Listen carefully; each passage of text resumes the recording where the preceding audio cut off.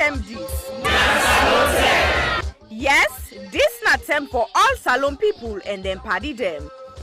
Sarah Gem Media will be bringing you a variety of programs ranging from documentaries to discussions, interviews, news, views, sports, and entertainment.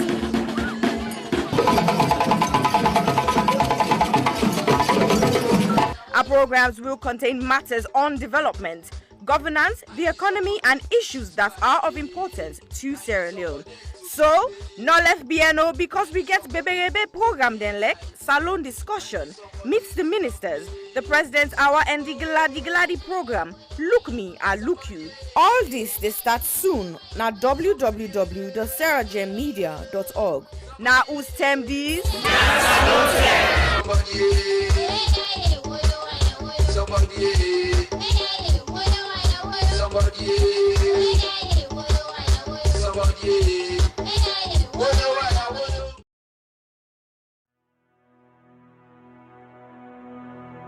The total population of Sierra Leone in 2019 was stated approximately at 7.8 million.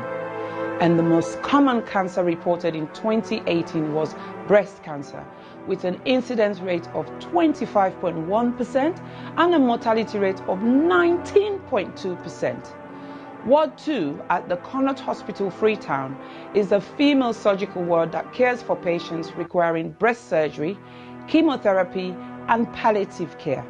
General surgery also admits to the ward as see fit. The ward is in need of a significant refurbishment and has a major impact on patient assessment and delivery of treatment, dignity, comfort, and infection control measures. The current ward area presents a significant challenge to infection control. There is no fit for purpose or adequate personal hygiene facilities. The showers and sanitary areas are in poor condition and are difficult to clean. The flooring is deteriorated. Overall decor and fabric of the walls need repair and full decoration. Furniture, cupboards, and shelving require replacement. The sluice, known to be the dirty utility room, is in poor condition and needs replacing. Windows need to be replaced as current windows bring in draughts, dust, debris, mosquitoes, and rodents. There is no designated area to provide a day service for patients receiving chemotherapy. Medical supplies is desperately needed. Therefore, we need a total amount of £15,000, which is equivalent to 195 million leones, for this project. This project will focus on women diagnosed with breast cancer and other non-malignant breast abnormalities requiring one or more of the treatment modalities that are currently available. We will also set up a day unit for the administration of chemotherapy and provide training and development to ensure sustainability. Therefore, I am pleading to all individuals, organizations, and local businesses, and every Sierra Leonean and friends of Sierra Leone to make a meaningful contribution that will never go in vain. Ways to contribute will be seen at the end of this clip. I am Aissata Cissé Jallow of the Health Show Partnership Program. Remember, your health is your wealth.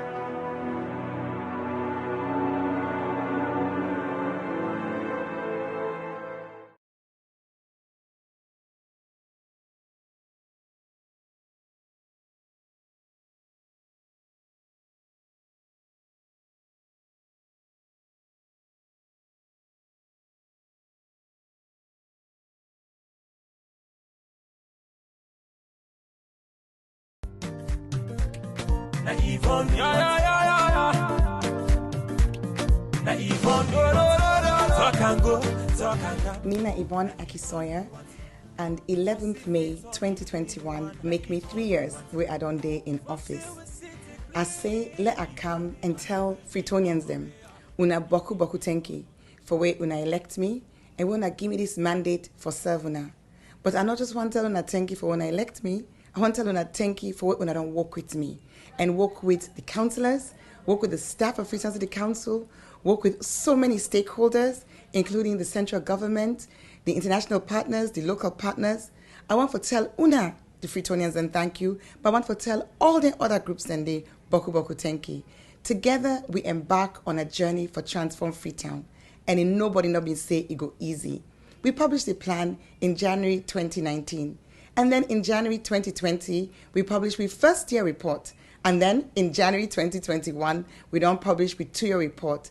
Inside the reports and day, you go able for read in much more detail, waiting we don't achieve. But family them, I still I just share today some of the things that really make me heart gladdy pan this walk here. One thing I'm really glad about, now the wastewater treatment plant where we don't build na King Tom. This is not the first time ever in the history of Salone for let we get the thing we come on our toilet. Instead of it just gonna grow na King Tom, it actually they go into a plant where they get for separate the solid from the liquid and get for treat them and waiting get for come out can go towards manure.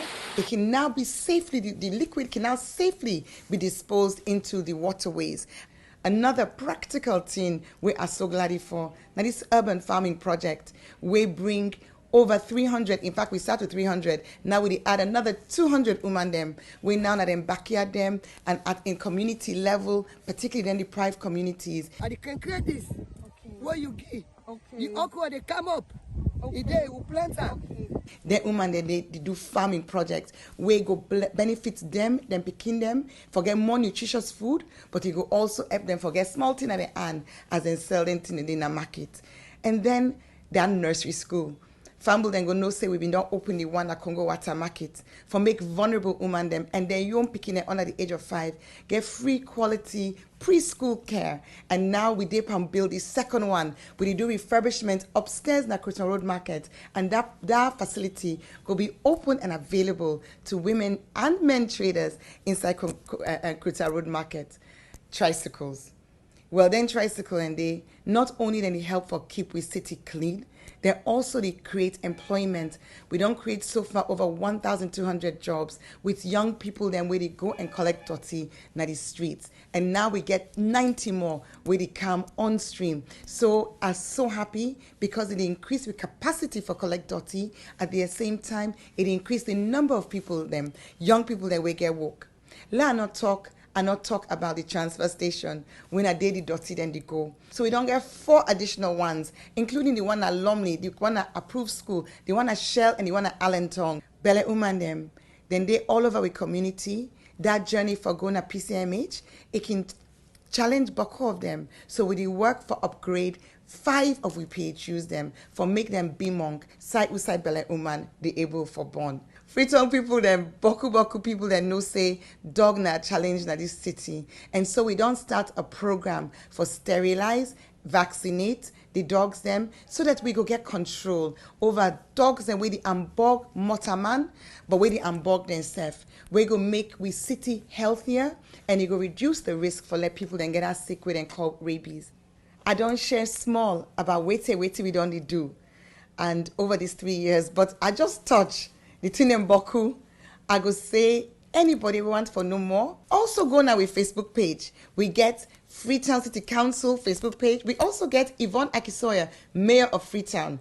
You go able for follow we. Let we continue for work together with all we stakeholders for let collectively we transform Freetown. Una, thank you and God bless you. Na Yvonne, Na Yvonne, talk and go, talk and go.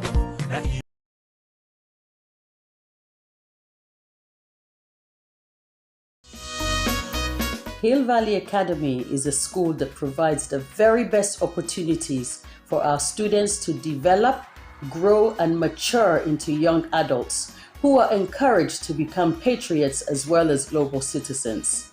We have high expectations and ambitions for all our students. We provide a caring, supportive, tolerant, and challenging environment in which all individuals can grow and flourish. A graduate of Hill Valley Academy is a well-rounded human being capable of making the most of what life has to offer. We actively encourage academic excellence with a sense of responsibility.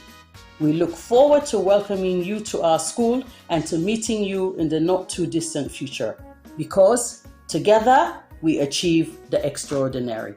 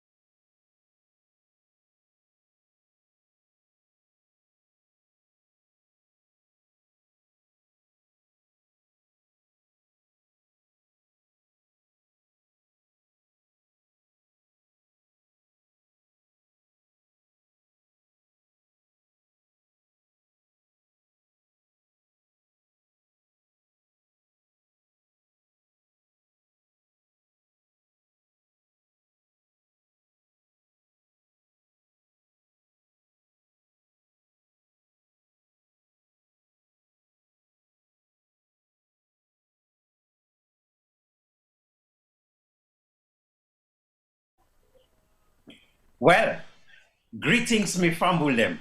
Una kushe. Hello to una all. And mpiari seke bua bichegen jarama. Greetings to una all for tonight's show. Me na Yusuf Jallo, the Cow Footprints, and this na Sierra Gem Media Platform. And this na the Culture Show. This na the show where we all be gather inside the Abule. This na the show that we come together to discuss issues that affects us as African people, issues that help us to know ourselves better and develop ourselves better, hopefully.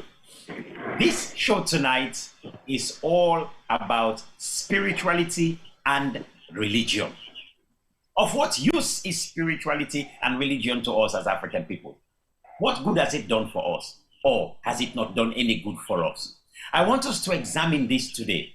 I want to make, as we gather inside this Abule, we discuss waiting this spirituality, religion, and all that. What do you mean for Wiba? What's the point?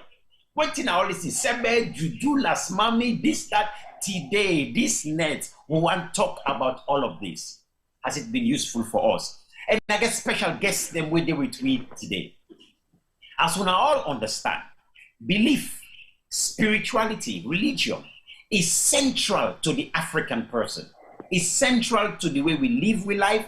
In any pattern we want to live with life, religion, a belief system is central to we. So this night, we want to examine in a way where we go analyze for see all what we don't believe for years. All the two, mama and papa, they don't believe for years. Your grandpa, they will granny, they will great one day, they don't day. Has it been useful? Has it been beneficial for us as African people? Why are we still holding on? If it has not been beneficial, why are we still holding on to this? So, first of all, before I go any further, let me greet Tuna the way I know how to greet everybody.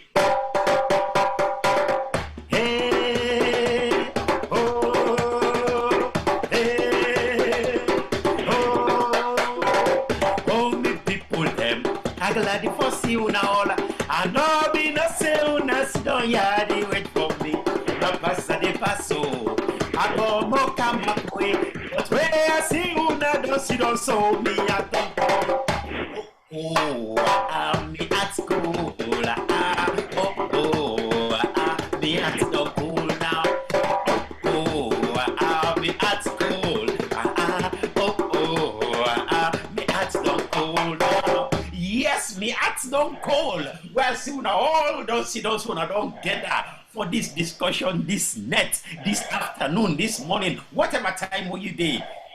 So, before I go any further, make a check who that then day inside the Abule, make a check.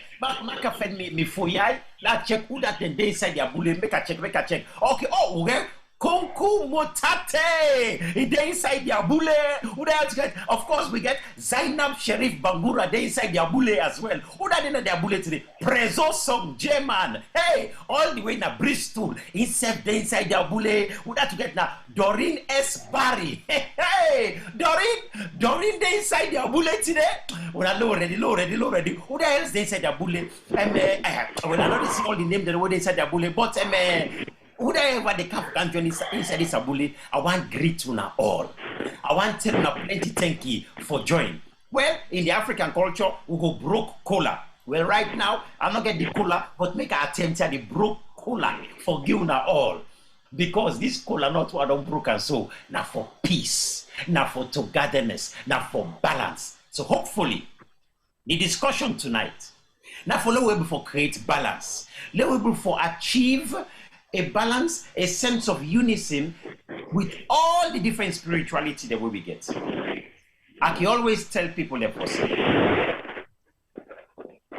somebody's audio is it make plenty noise, so please mute somebody's audio. There's a lot of background sound. Thank you very much. That I just need to talk to the engineer for make it doing work. Oh, now, I can always say the success of failure of every person, family, community, country is entirely dependent on the belief, on what you perceive, on what you conceive, what you eventually act upon. The success or failure entirely dependent on that. So we get for check we belief system in Africa. We get for check that thing when at the reason behind the reason, what we call the unseen. We get for check out. What in that thing they where they drive way and how far it don't take way. Now the whole point that one day for this discussion today, religion and spirituality. So who that we get for come discuss this matter with we tonight. First, I get a good friend, a great brother. Last minute I call him up. He say, absolutely, I want for join. No problem. Let we talk about this. In come up from the Christian angle. In none other than Reverend Paul. Reverend Paul, we are just say greetings to with people them quickly.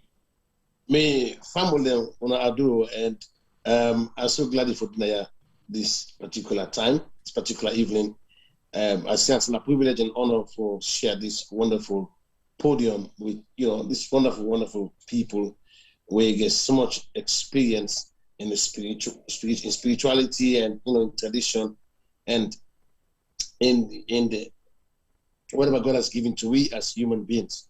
And I'm glad that tonight we not only come out from a Christian point of view, but we come out from different point of view. We make this program very, very, very rich. And I strongly believe as I'm there tonight, I will learn so much from this great man. And above all, I will learn again from even our viewers who are home, who will be asking questions or, chipping in with their own ideas, with their own, experience. Thank you very much. Well, thank you very much, Reverend Paul. That the whole that's exactly that we want. We all day for learn from each other. Well, the other possible day inside this, the last time we bring him on, I also he lights the place up with serious knowledge. And I want to bring him in again. In across Nigerian, cross Sierra Leonean. So for his sake, we go into Kringlish. But I know he can do patois as well. Not patois, he can do pidgin as well. Now, he is none other than Dr. Kole Odutola. Please, Dr. Kole, say hello to our guests, our viewers. Thank you very much for the opportunity to interact with great minds, with people who have been tried and tested, and I have triumphed. And it's always a wonderful thing to sit at the feet of the masters and learn. That's exactly what I plan to do today. So if you don't hear my voice, know that I'm in the learning mode. I'm listening to what the elders have to say. And from their talk, I might be able to chip in one or two things. And like I would always say to my brothers in Bombali district and my sisters in Bombali district, I say, you know, Makenia Boti. Makenia Boti. My people, I tell you, he's a Nigerian name, but he's Sierra Leonean to the bone. So we are claiming him that he's a Bombali man right now.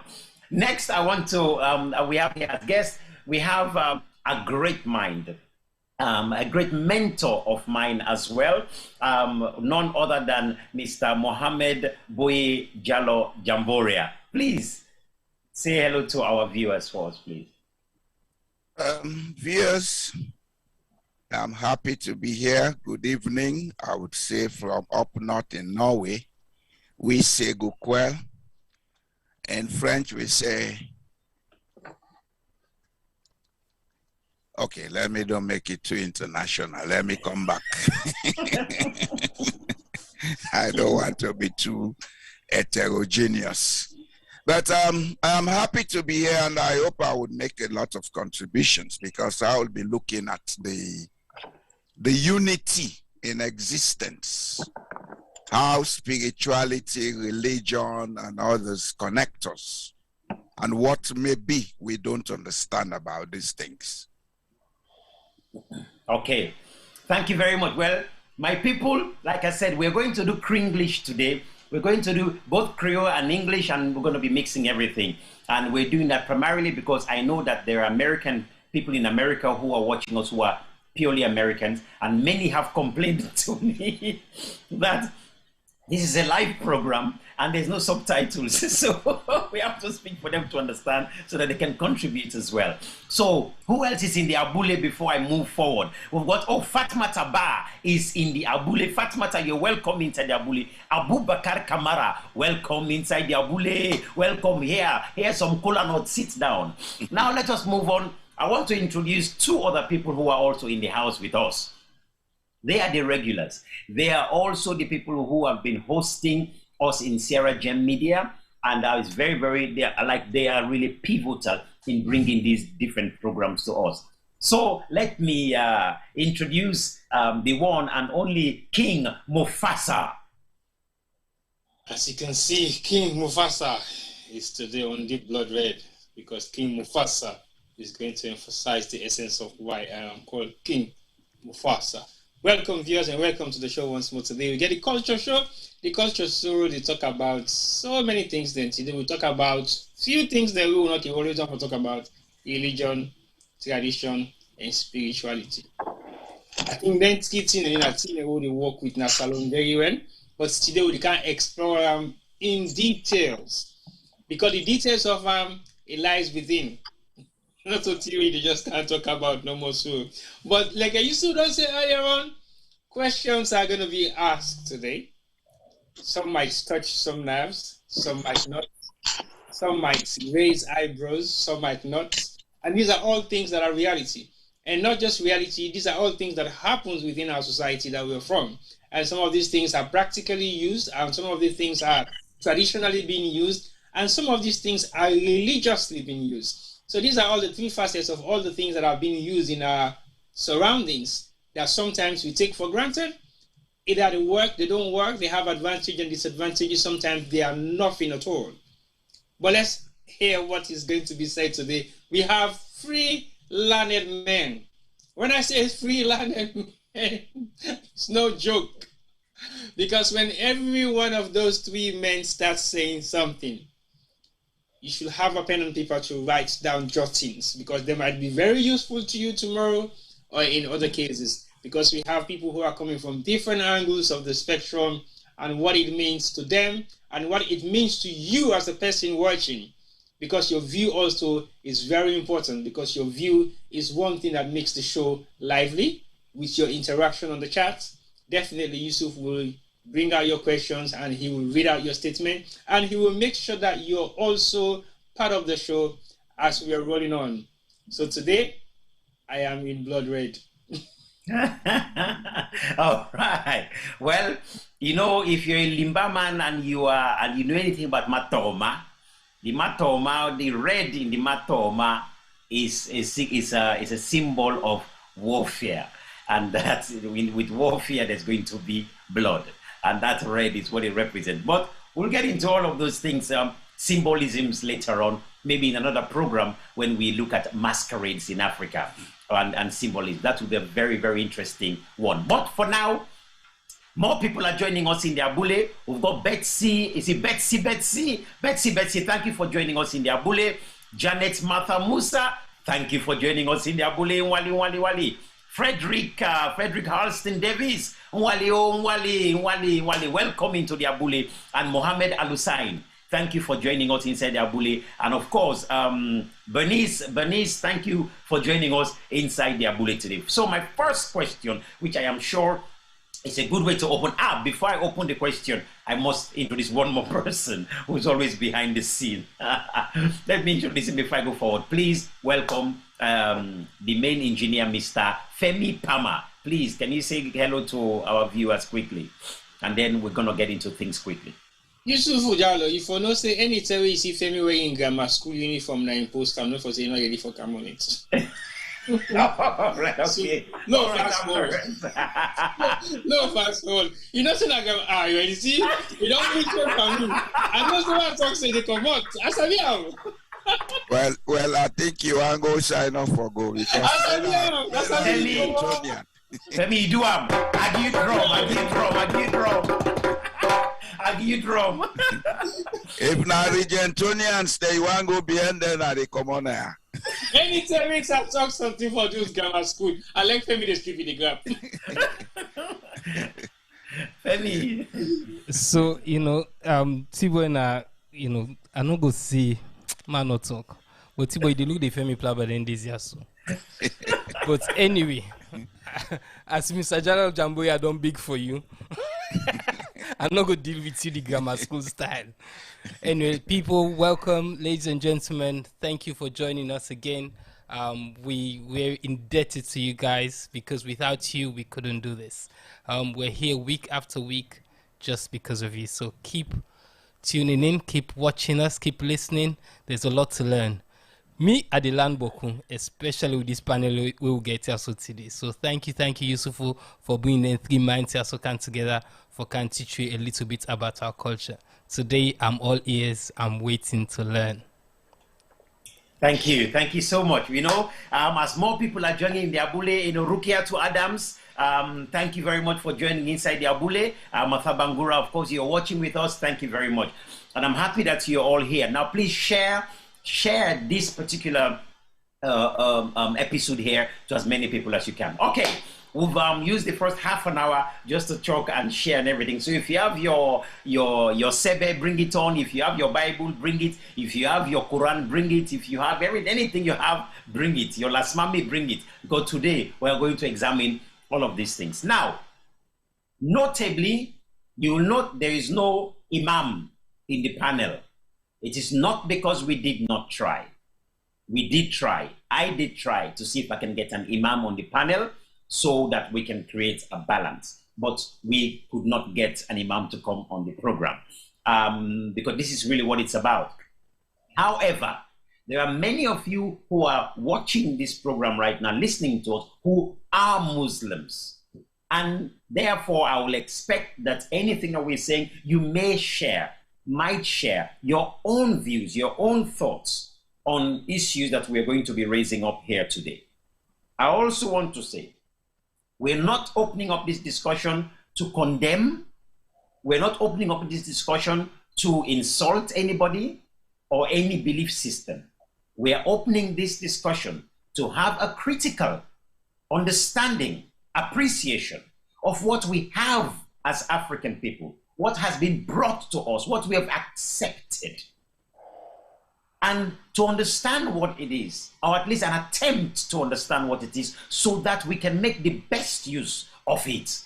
After all, I would expect that anything that we take on board is because we want it to benefit us. But the question remains, has it benefit us? Does it benefit us? Will it benefit us? These are critical questions we must ask at this time in the Culture Show. So let me open with the very first question to my panelists here. What is religion or spirituality? Are they two different things, or are they basically the same? I will start first of all with Reverend Paul. What is a religion or spiritual? Are they the same thing or not? The same question will go to for everybody, my three guests in the panel. But first, Reverend, let me start off with you. All right. Before I answer your question, Mr. Jallo, let me first of all say that what we're about to discuss here today is so important. It's so deep that a day is not even enough for us to do justice to the subject at hand. Because there's so many misunderstandings today between tradition, religion, and spirituality. And then God gave us traditions that are supposed to be in line with His word. Well, I've not come here tonight to be Bible basher, but you will constantly hear me say, the Bible says, because the Bible is my own source of reference, because whatever I will say today, I hope by the grace of God, it could be in line with whatever the Bible is saying about the particular subject matter. So God gave us traditions that are supposed to be in line with His word. So if you ask me if religion and spirituality, if they're the same, to some extent, I would say yes, they look like they are the same. But in another hand, there's a difference between religion and spirituality. I was looking up the meaning of religion this afternoon, and I realized that religion is a belief system that believe in and in the worship of a superhuman controlling power of a personal God or gods. So in short, or in the simplest meaning of religion is a set of belief about God or the supernatural. So, and religion is so important that God gave it to us so that we might be able to control ourselves in a certain way, to behave ourselves in a certain way, and to relate with one another in a certain way. So it's so important. So religion is a set of belief about God and the supernatural. Because in this life, there's something that is bigger than the human race. There's something that is more powerful than the human race. And that force, we call it God. I call it God, I call Him Jehovah. Somebody will call Him, the Muslim will call Him Allah. Somebody like the non-Christian, the enemies will call that God, that God is in a tree, or that God is in a river, that God is in a stream, that God is in a stone or in a mountain. So we all of us have different meaning or the name that we give to God. But the God is superhuman. God is supernatural. So religion is important. Spirituality is important. With religion, it brings us to God.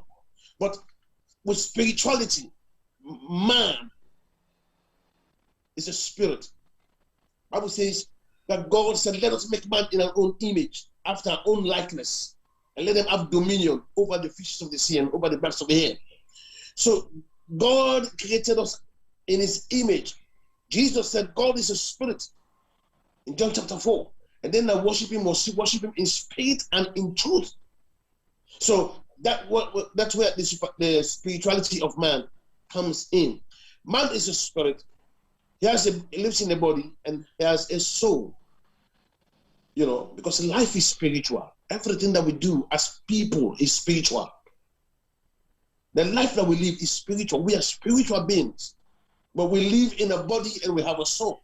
That is why when the body dies, the soul dies, but the spirit lives on to go to God or go to a place and wait for the judgment of God. That is what we believe in the Bible. I think I will hold it for now. Thank you. I think that's a very important point you've made, which I will bring up later on. It says when the body dies, the spirit lives on, as you say. But that is something definitely I will want to ask about later on. Yeah. So please, in fact, I'll take a note on that one, but I'll bring it on. Dr. Colley? Yes, sir. Well, I do not know whether I would just want to simplify everything, but my entry point will be to take religion as a social organization of a group of people that have similar belief. It's an institution, religion itself. And so it can come in different forms.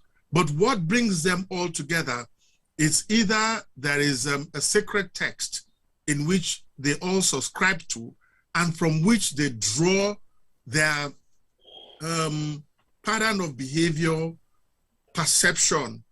But in the realm of the spirit, you know that the physical is, you can see it, you can touch it, you can feel it.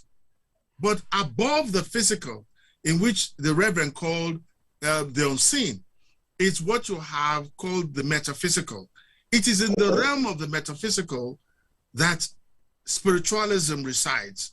It is beyond what you call the gross material. It is beyond the terra firma. It is beyond this world.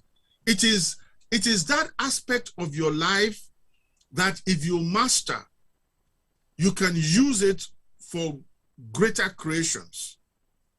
Unfortunately, the way we are socialized, especially Africans that are post-colonial or colonial subjects, we have been made to follow the positivist perspective. And when I say positivist, I'm looking at it as empirical, that it is only things that can be experimented, results seen, and an outcome are the things that we believe. So that most of us find it very, very difficult to develop our spiritual self, to go deep into ourselves and find out things that are above the physical. Because most of us do not want to do it, we run under a religious umbrella to assist us in the development of our spiritual self. Unfortunately for us, especially on the African continent, is that most people have not been able to tap into the power of a spirit. Like the pastor will tell you that some have a form of religion but deny the power thereof. This is a large number of people who run into the tabernacle or into the refuge. They have turned the whole thing more magical than logical. People are looking for salvation. But even in these days, the Pentecostal movement has also propagated the idea of God that is a millionaire, who is rich in land and houses. You know, I'm a millionaire, my father is rich in house and land, so I can say I'm a millionaire. And this is what is driving the people. It is no more sanctification. And maybe sometime we could go into the movement of how we came to where we are now. The materiality and the material, the whole idea of a capitalist ethos that has crept into the church, into the mosque, is what has come front and center to the neglect of the spiritual well-being. If you will pardon me or give me this indulgence for just 2 minutes, I would use the gender divide to explain. The pastor will know that the children of Israel, they had something they called the red tent, whereby when women were having their period, they were not allowed into the synagogue or into the tabernacle. Why? Because the power that the women had, or the power they give out, was so much that it could confuse things that were happening. And these are the things that on the African continent, we've already realized. But unfortunately, at the intervention of modernity, most African women, like their European counterparts or the Western counterparts, refocused the whole idea of identity into beauty. So that women, instead of using their innate powers, using their spiritual essence, started to think of how beautiful they are or how not beautiful they are.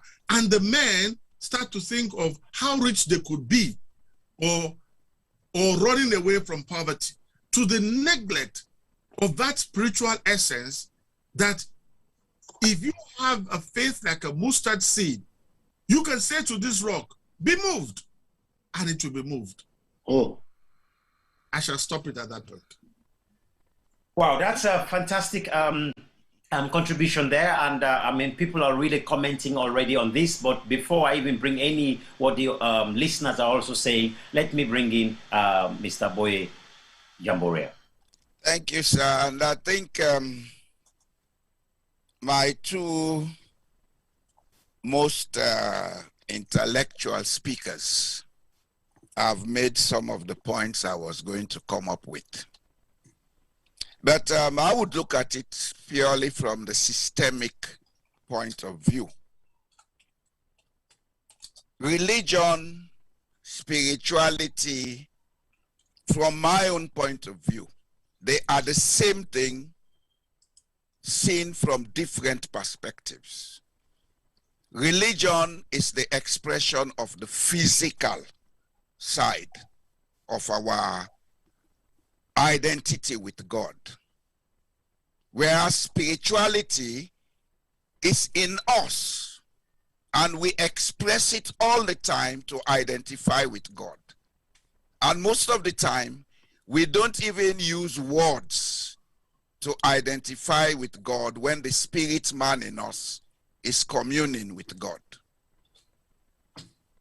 Where the mistake was made is that Africans had their religious beliefs, they had their cultures, they had their traditions, and these were not removed from communing with God.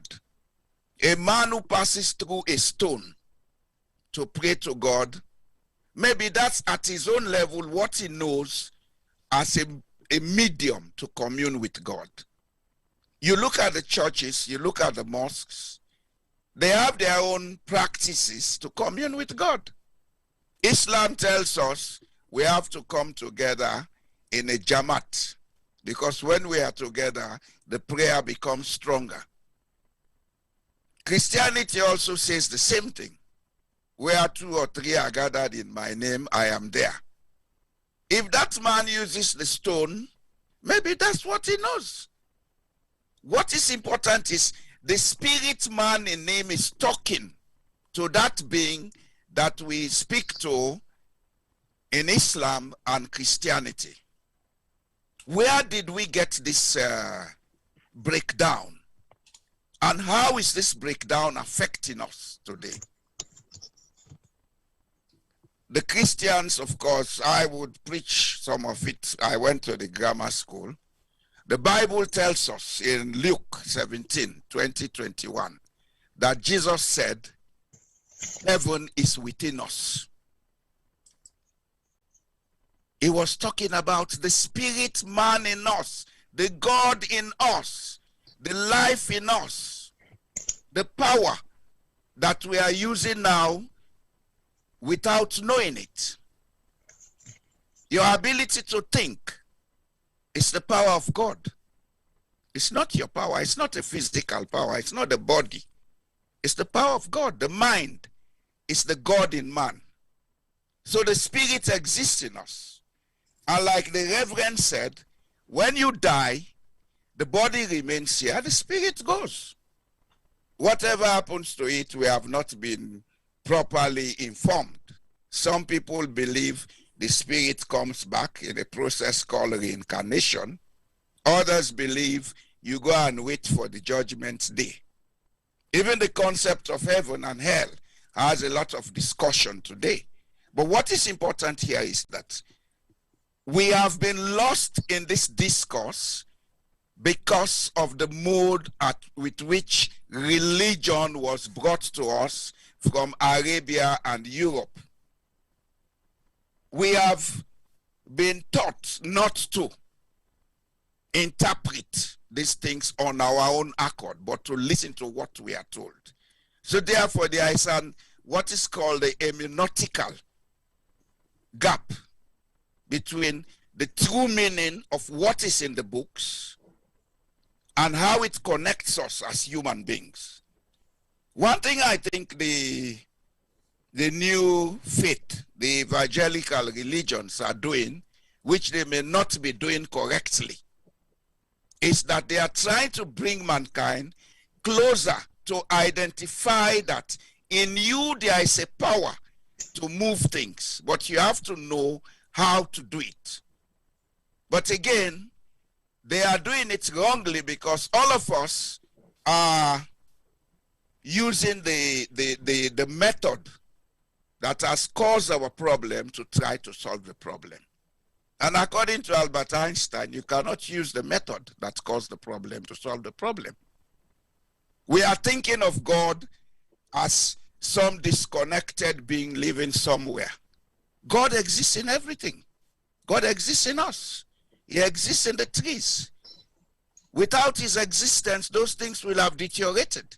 He is the power that is holding everything together.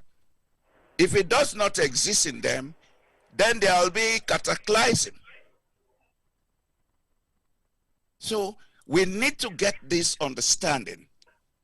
And we also need to begin to independently examine, not with, oh, Christians think of it better, Muslims think of it better, Buddhists think of it. Now, let us look at God from that holistic perception of how is creation, how is our existence and everything connected. And I believe if we begin to do that examination, we'll begin to see the real meanings in the religious scriptures that we use. And above all, we are going to understand that all of these monotheistic books are saying the same thing. I'll end it from there for now, sir. Thank you very much. Thank you very much. There are a lot. I know the comment section is really hot at the moment. People are really giving their views. Mr. Well, not Mr. King Mufasa, would you like to add something very quickly so I can move on to the next questions that I want to ask? I think the discussion is very interesting. Like I said earlier on, is going to be very knowledgeable. But the whole concept of religion is about following something. There are different aspects of religion that people look at, and sometimes we take them for granted. For example, people will say football is their religion. Not necessarily mean they're looking at football as their God, but it's something that they believe in, they worship in it, and they do everything about it. So religion comes in different facets, and I think my own perception of what religion and spirituality is all about is the belief of following something that you believe works for you, whether it be Christianity, Islam, or whatever it is. But I think from the biblical or religious point of view, we believe man came from God. But there are other beliefs in scientific ways or in spirituality, or even in the African mentality. They said man came from something. That is something that we are finding out. But I think the whole discussion is based around what is the belief of religion and how people perceive religion to be and how they follow it, whether it's in their own interest or in the interest of the people that they follow. And sometimes religion can be also influenced by finance, by something that is beneficial physically, financially, emotionally, and otherwise. So all those forms of religious practices has significant meaning, and they have a direction of where they want to take you into. But like I said earlier on, the platform is full of knowledgeable people, and I've already started to see the different concepts and controversies in all the three discussions that we're hearing. But not just for that only. the church group are also engaging in the same type of discussion. And what I'm seeing is quite interesting. Biblical, historical stuffs are coming out, and I think I like the sense of that. Okay, but don't go into those yet. We'll come into that one. No. I'm just saying that there's a lot happening, and it gives me the pleasure to know that people are not just coming on the program, they're also doing their own research and working on stuff so that they will be able to actively involve in the conversation. That is one thing I noticed. Very good of them all. Thank you. Very quickly now, just hopefully just so sets the tone as to where we're going to go next. But I want to set a very interesting story here. I want to share a very interesting story of the Limba people. Many of you know I come from Kamakwie. I am, yes, I am Jalo. Yes, I am Fula, but I'm 3/4 Limba.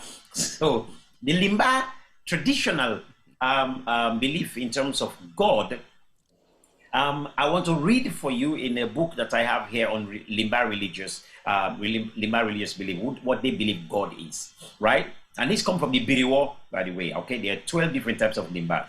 Now it says here, the personal name of the Limba supreme being is Kanu Masala. The first word, Kanu, is believed to have come from the Biriwo and Safroko Limba people. There are two theories exist about the origin and meaning of the name Kanu. The first theory takes the form of a story about a caring king, God, who was living side by side with humankind and fled because of the increasing demands of his people. So Limbas basically have a story where this king was there and all these people were his subject, and basically anything these people wanted, they'll come to the king. And the demand just kept increasing. So one day the king says, you know what, this one, if I stay here, these people, they will not give me rest. I will go to my grave before my time.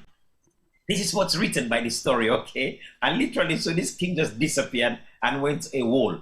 So the people came the next day to come and look for the king. They couldn't find this king. They looked everywhere, they couldn't find the king. So they gave the name Kanu, the king who could not be found. Hence the name Kanu. Now, I find that a very interesting perception, or perspective rather, of how the Limbas see God and spirituality and religion. Because in fact, Limba is not even religion, it's just about spirituality. They see God very much the way the book of Genesis talks about God and Adam and Eve. All through along in that very first early part, it talks about God even coming for a stroll in the Garden of Eden. Now, those of you who are the Bible men pastor is here, you'll correct me if I'm wrong on that. But it talks about Kanu, God, being there with humans. And the Limbas see God in that way. And I can tell you a number of stories when the Limbas talk about God as Kanu above and Kanu below, that always comes and mingles. In fact, Kanu will come and even borrow money from the humans. Now, but as our people say, you always find the truth in the lie. So their own perception about God is not this far removed figure, but it is someone who is actively operating in their everyday existence, in their everyday movement. That's just an angle I wanted to bring in there when we're looking at the African, at least specifically the Limba way of looking at God. But I want to move this discussion further here. I know Shiba Concept is making a lot of comments here already, but maybe T-Boy, would you like to share a few thoughts before I ask my guest the next question? Or maybe there are questions here that people are asking already that they could comment on. Okay, you want me to comment on the chat? Yeah, just a few, just maybe 2 or 3 that are really interesting that we can bring on, because there's so many questions I want us to delve into. Okay, Sheila just made a statement quite recently that says, you see, the Limba people made a king their God, which is something that she was referring to earlier on, which is God is in man and God is in women. So basically, the discussion here so far has been very interesting. And one other comment I would like to emphasize on, the Christian prayer says, world without end. That comes from Kunku. So these are significant statements made by few people, and I think those statements mean a lot. If I go back to the So the YouTube page, what I want to read is something that James said. Spirituality is the quality of being concerned with human spirit or soul as opposed to material or physical things. So these are some of the statements that I'm just glancing through, and it gives you again another open view of how people are seeing the reality behind spirituality and religion. So everything is opinion based at the moment and research based. So it's now up to how you perceive these things that will be meaningful to us watching or to us reading this text, and how you actually interact within the concept of that religious practice for people to be believing what you're believing or what you're saying. Because when you cut across religious aspects right across the world, it's not the same. Even when it comes to Islam, it's not the same. When it comes to Christianity, it's not the same. When it comes to Judaism or any other kind of religious practice, it's not significantly the same, but it carries the same title as Christians or Muslims, but the practices varies. Does that mean the practices follows the people where they are, or the practices follows the books, or the practices follows what? Is the question I always ask when it comes to religion. With spirituality, again, it's equally the same. The practice of spirituality differs from individual African countries right down to individual African tribes, right down to even the tribes, their headmen or their tribal heads certain practice spirituality is so different from the way the normal people will practice it. So again, to me, it's just down to the fact that we perceive these things as what we believe in, but the interpretation of it is quite different from the physical practice of how we go about doing it. I'll leave it for there.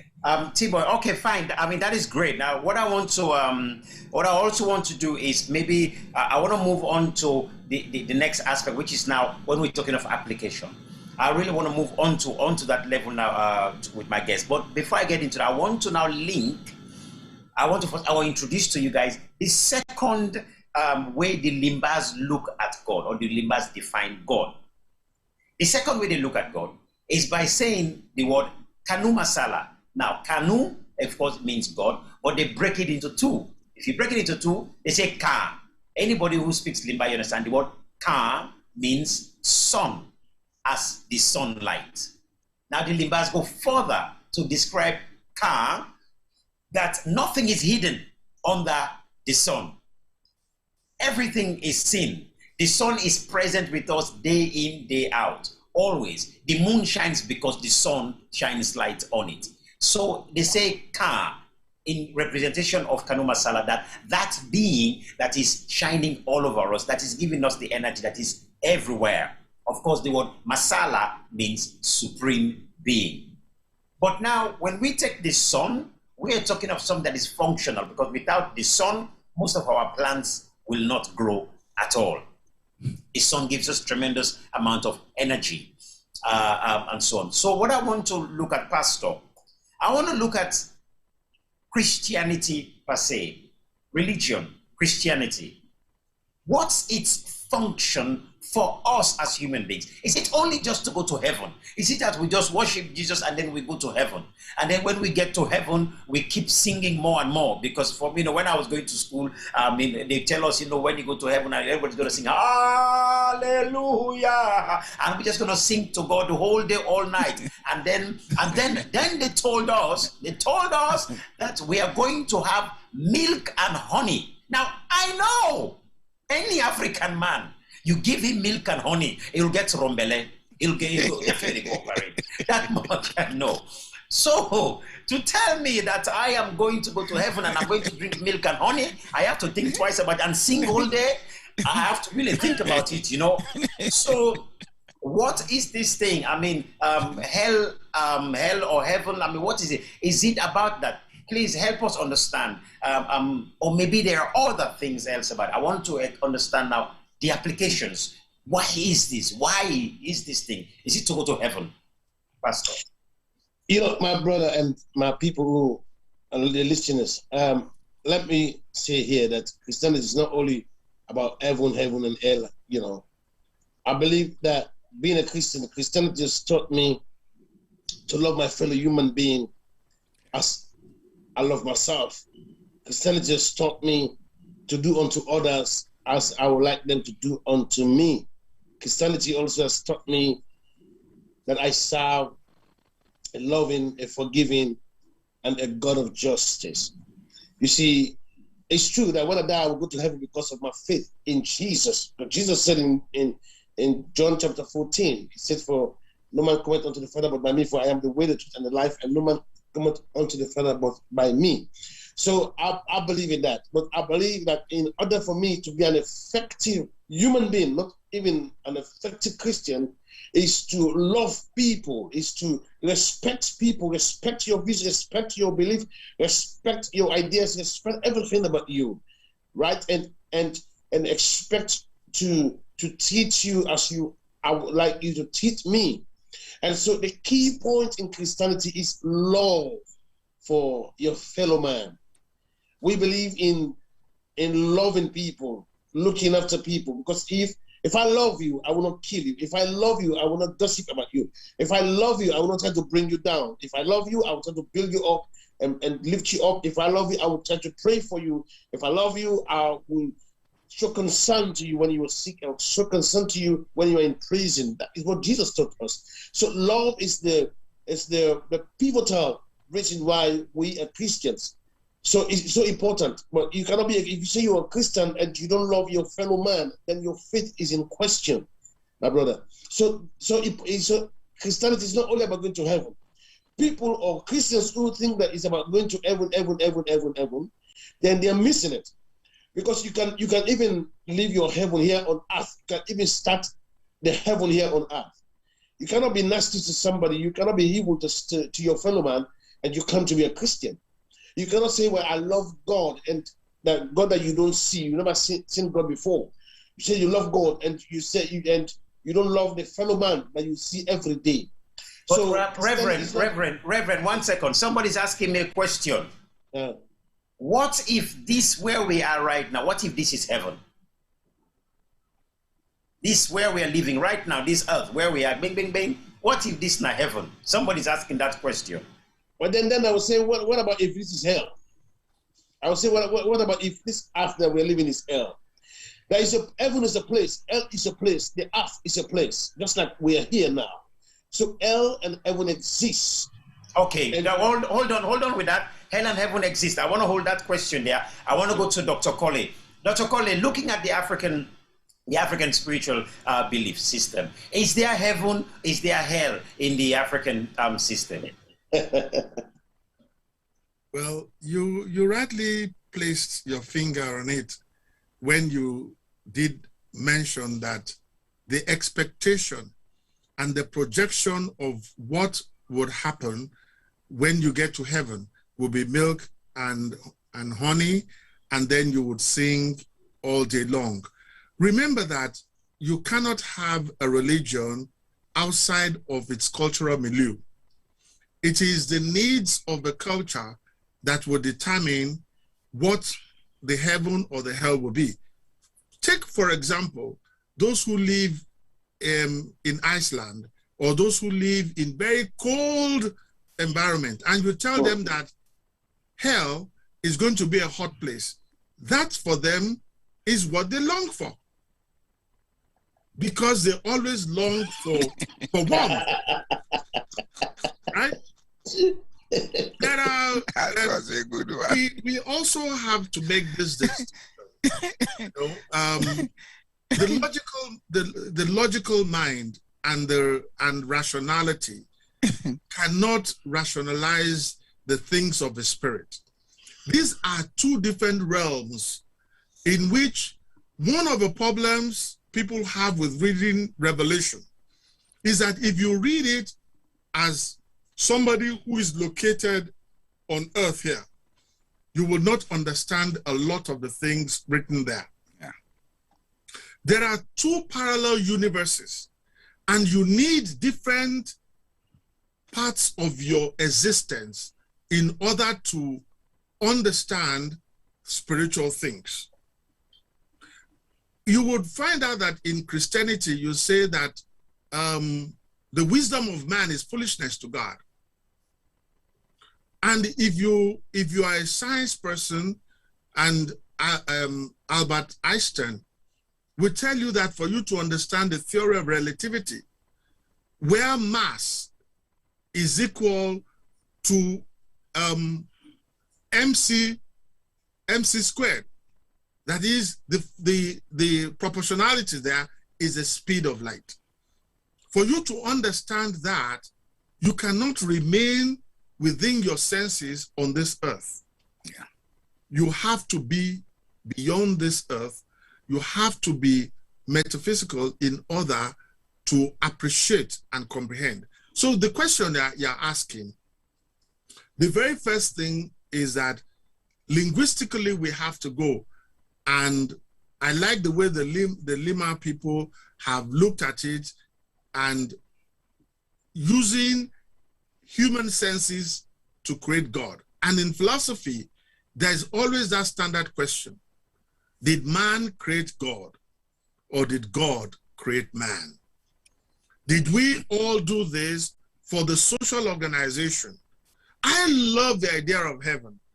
Before I get to the tradition, I love the idea of heaven because it is something that makes you walk the narrow path. It disciplines you because you know that there is something that you look forward to. And people say to me, what of if there is no heaven? Well, what of if there is no heaven? If I have lived my life in a way that qualifies for that person, for that place, won't I have been a good citizen? Won't I have done everything that should be done? If for the fear of hell, I behave properly, I think it serves its own purpose. Now let us look at it traditionally. Within the African traditional religion, you know that we are lying to ourselves if we say African traditional religion. There's nothing so-called. There is nothing African. There are the different subgroupings. The Yoruba's perspective of spirituality is very different from that of the Igbo. It is very different from that of the Shona, right? But there tends to be animism. The fact that, like my brother said, that there is a spirit that resides in things. And there is a spirit that resides in nature.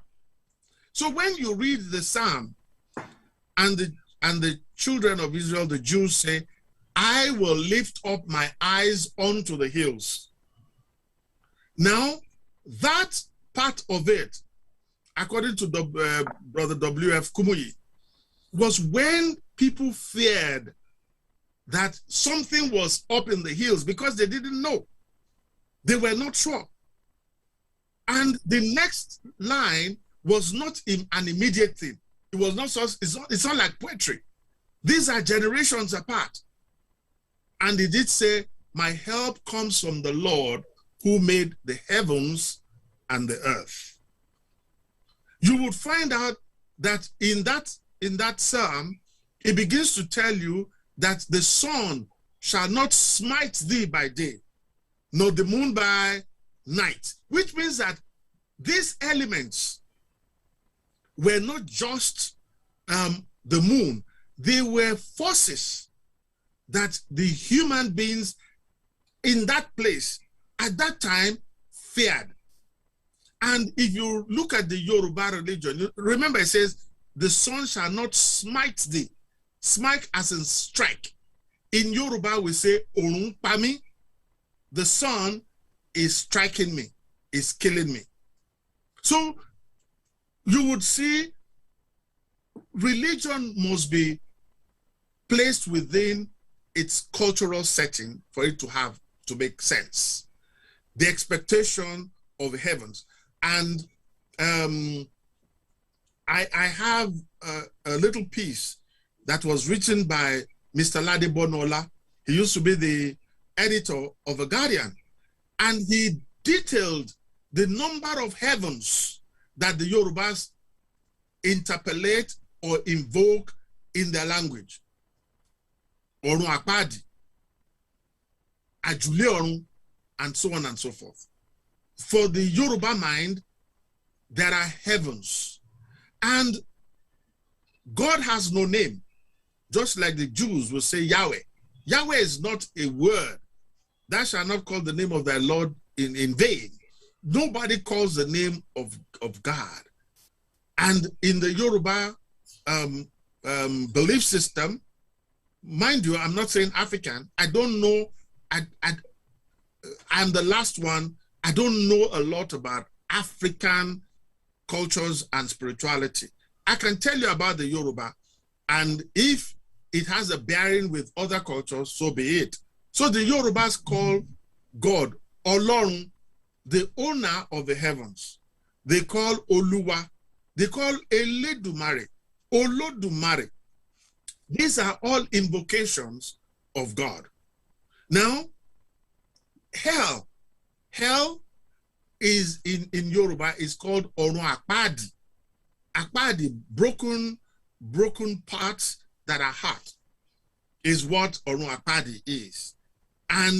But I'm not sure that there's any of the deities that will promise you that you would go to heaven. That is why, in the contradiction of an average Yoruba postmodern citizen, you have a Reverend Babatunde. It is appointed unto man to die once, and after which there's what? Judgment. But there is a Bishop Babatunde.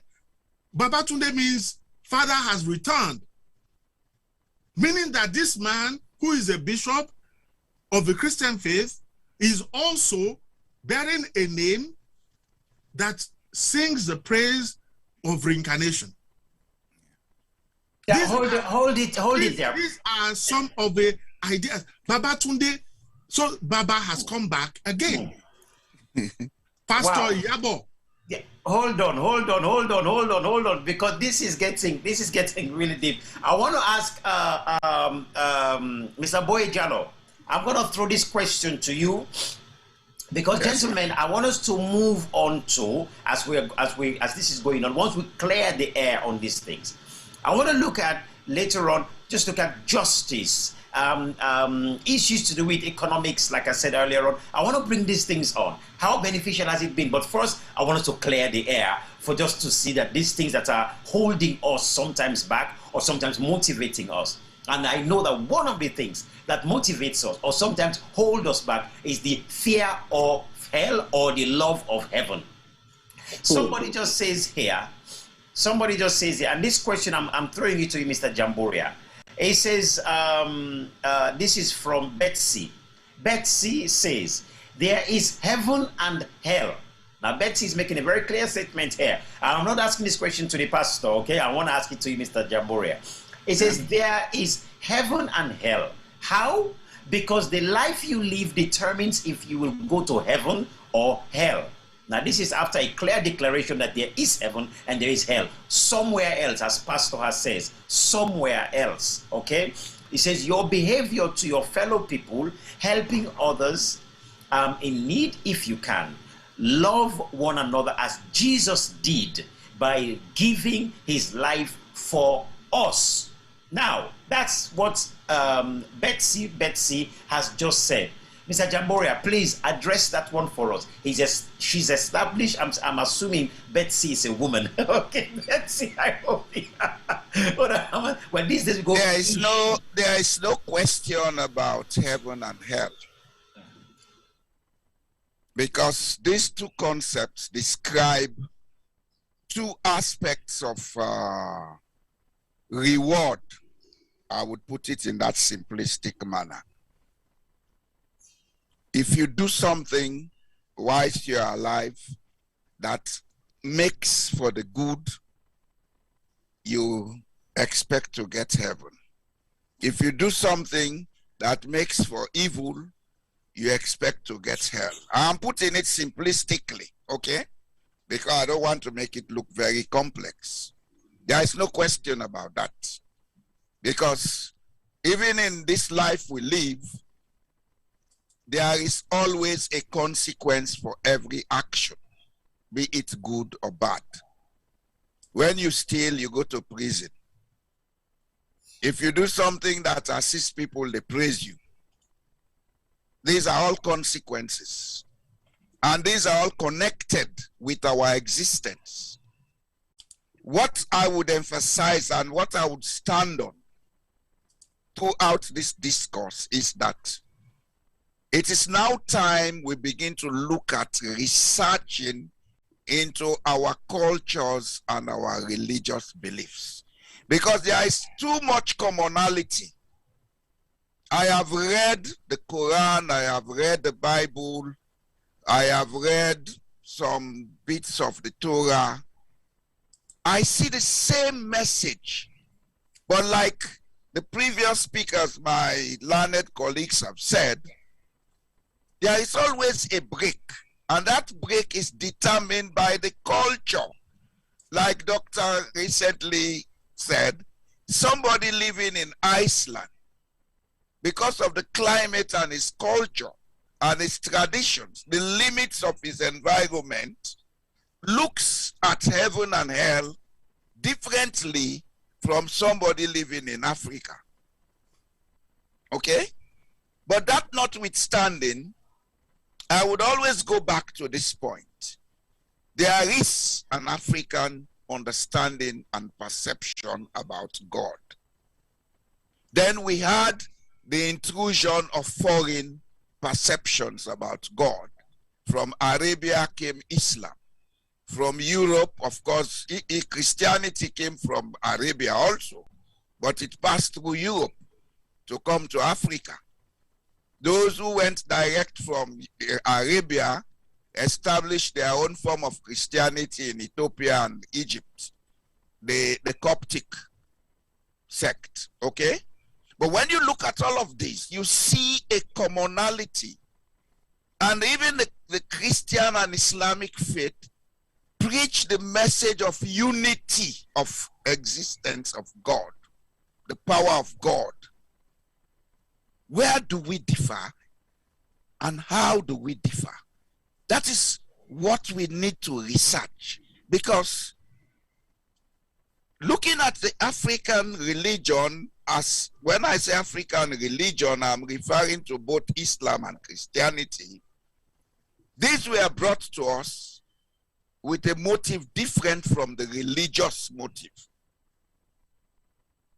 They were brought to us to control our minds, because when you control the minds of a people, you have controlled them.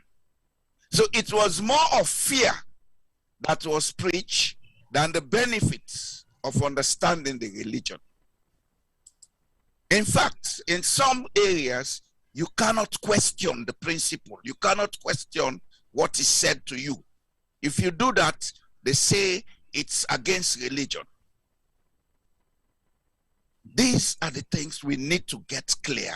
Then we'll see how Yoruba, how Igbo, how Fulani, how maybe Madinka, all of them meet at certain points. How Christianity and Islam meet at certain points. But the fact exists that heaven and hell, even though we don't have a clear definition of what it is, do exist. And I believe that whatever I do in this earth, I begin to experience my heaven and hell here. The Eastern religion call it karma, the law of cause effect, the law of consequence. They do exist. And that is why, like the Reverend said, we have to be careful of what we do to people, because you have to do unto others what you want them to do to you. Okay, Mr. Jamboria, that's a really, really great point for me to take to the next question now, looking at practicalities. Let us look at our continent of Africa. Moreover, let us look at Sierra Leone, where majority of us have come from, and our adopted brother as well in Sierra Leone, but I'm sure he will also look at Nigeria. When we look at our countries, we see, in terms of scientific development, our pore, as they will say in Liberia, In terms of economic development, I don't agree. I don't agree. in terms of education development, okay, I agree. In terms of this, so my question is this: some people will go where their sebe and their juju. Some people will go, of course, they hold their Bible. Some will hold their Quran, and so on. Some will hold their cowrie shells. They are their jege. I've got some jege here. Let me put it for you to see. I've got some jege with me here always. Now, so for some people, the moment they see jege like this, it sends shivers down their spines in Africa. The culture of fear. That's the culture of fear I was talking about. Well, I know right now, even Pastor seeing my jege, he's already going, blood of Jesus. But I want to quickly just go down this road, because this is where I want us to get to, is that I want us to look at the functionalities of what we have. Because the African way looks, well, not even just the African way, what the Bible writes, what the Quran writes, and many of his writings, there's a lot of symbolisms, a lot of what I'll call like the capsule, the medicine the inside, but you get some tea wrapper and stories, parables. Jesus taught in parables. So they tell us truth wrapped in stories. Similarly, Africans use a lot of symbols. So people might look at cowrie shells and wonder, why do people do divination with it, as they say? Why do they use it to throw, as they say, not take jiggy, play devil? Now, one of the theories, and I use the word one because I'm sure in the panel here people have, those of you who are listening may have another one, that this is has a feminine symbol. Feminine symbol meaning water. It comes from water. Creativity. With Africa, we look at water, we use the word mami water, which again I know so, and many who are Christians right now will go like, Mami water, not bringing that. So but Europeans have mami water also. They call it marmite. You've got marmite, yes. Now, then I will also say that in Limba, the word canoe, in Ireland, there is a feminine goddess, a goddess that is also called canoe. In Ireland, in the old Irish folk. I'm just sharing. I mean, there's much more I can tell you. We have Odin. We have Odin in Norway, and I think the Yoruba have something close to Odin. Yes, the Yoruba. The god of fire, Sango. No, but they have Yemoja for the feminine, who is the goddess of the goddess of the water, of the sea, and so on. But the idea of the feminine being water, if you go to Egypt, you have a similar look in terms of perception of the feminine as well. So the River Nile is also seen as feminine as well. The goddess of the River Nile is called Hapi, okay, who is the goddess of the River Nile. So the feminine is water. We are water. 75% of our bodies, according to science, is all water. We start from water. The gases all around the cosmos is all water. The darkness that we have come from, according to all the writings of so on, that darkness itself is gases and liquid, it's water. So our people would access that energy when they're using the cowrie shells. That's just one explanation. And I'm sure, hopefully, maybe Professor Dr. Collins will have an additional explanation. But what I want to go into, even as I'm explaining all of this, is that what are the functionalities then? I want to, and those of you who are listening, I want to ask this question again. Some people have their juju, some people have their Bible, some people, why is it with all of that, we are still where we are, as wretched as we are right now in Africa? What is going on? How can these different things help us to move on at all? If so, how? Can the Sebe help us to move on? If so, how? Can the hunting, can the Oje help us to move on, to develop scientifically, to develop philosophically, to develop economically, to develop, can they help us? If not, why? If so, how? My brother. I don't know, any one of you people can. Doctor, go ahead. Doctor, go ahead, then I'll come after you. Because, you see, success is what others say of you. Satisfaction is what you have of yourself. There has been this unfortunate application of other people's standards for the African mind and for the African person. As far as you're concerned, development should be measured in tangibles, should be measured in roads, breakthroughs and stuff. Is that the only essence of life? But Dr. Kole, hang on, Dr. Kole. You cannot tell me that when you go into the Vatican and you see the gold, you don't tell me you don't see that thing. Hey, look at copper, look at Owo, Shika, look at money. My brother, you are still within the Western paradigm. Because you said the Vatican. The Vatican is Western. Okay, let us leave it. Let us come to that man who just died in Nigeria. What's his name, Pastor? Somebody, please, Reverend Paul, help me. What's that? TB Joshua. TB Joshua. When you go to TB Joshua's house, I saw it, Korokoro one, the gold, all the handles in the place. You want to tell me that is not success? If you let me land. I'll let you land. But Let him land. I understand where the doctor is going to. And that's the position I have in this discourse. The computer is said to be binary. Yeah. Those who have studied the Ifa system of divination will tell you that it operates on that. So there are some ethnic groups or some races that lay the foundation, and there's appropriation. University of Ife has done a lot of work on how the computer as it is and the algorithm and the computer mathematics, how they are very similar. Yes, I hear you, brother, that if foundation started from Africa, why did it not continue? Somebody mentioned Shango.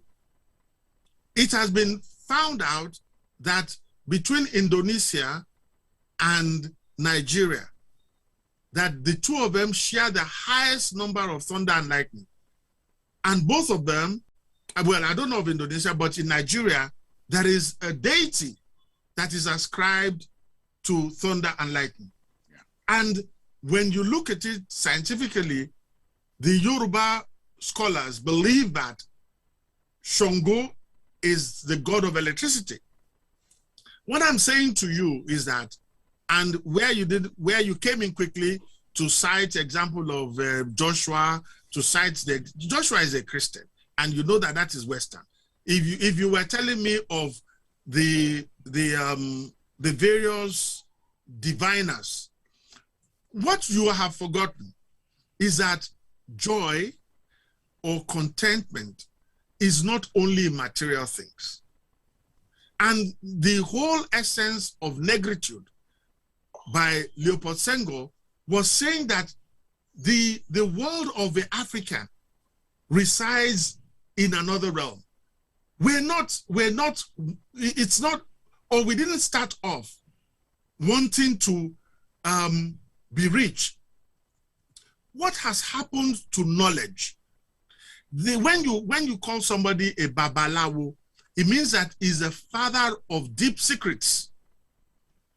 And what do you do with these deep secrets? The unfortunate thing is that we did not develop along our own trajectory. We were distracted 4,000 years ago. And we have never returned to where we were. Yeah. Just like Chinua Achebe would say, the poem he used, that man is no longer at ease. We have never been at ease, and we constantly get put down. Every time we try to rise, we get put down, and everybody is asking us questions like, can you fly to the moon? And you could call it mythology, the Yoruba mythology. We have different things in which we conquer distance. But these things have just become like impossible stories. There is Kanoko, there is Egbe, but hey, You are free, brother, to beat me down to say, where are they today? Because of the various distractions, I cannot tell you exactly what would have happened. But I know for a fact that it is not only the material. It is not only Bill Gates that is happy.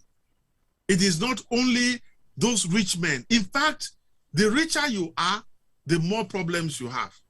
Some of them they have depression. Because if you live every day of your life trying to, get richer and get richer, you probably will have problems.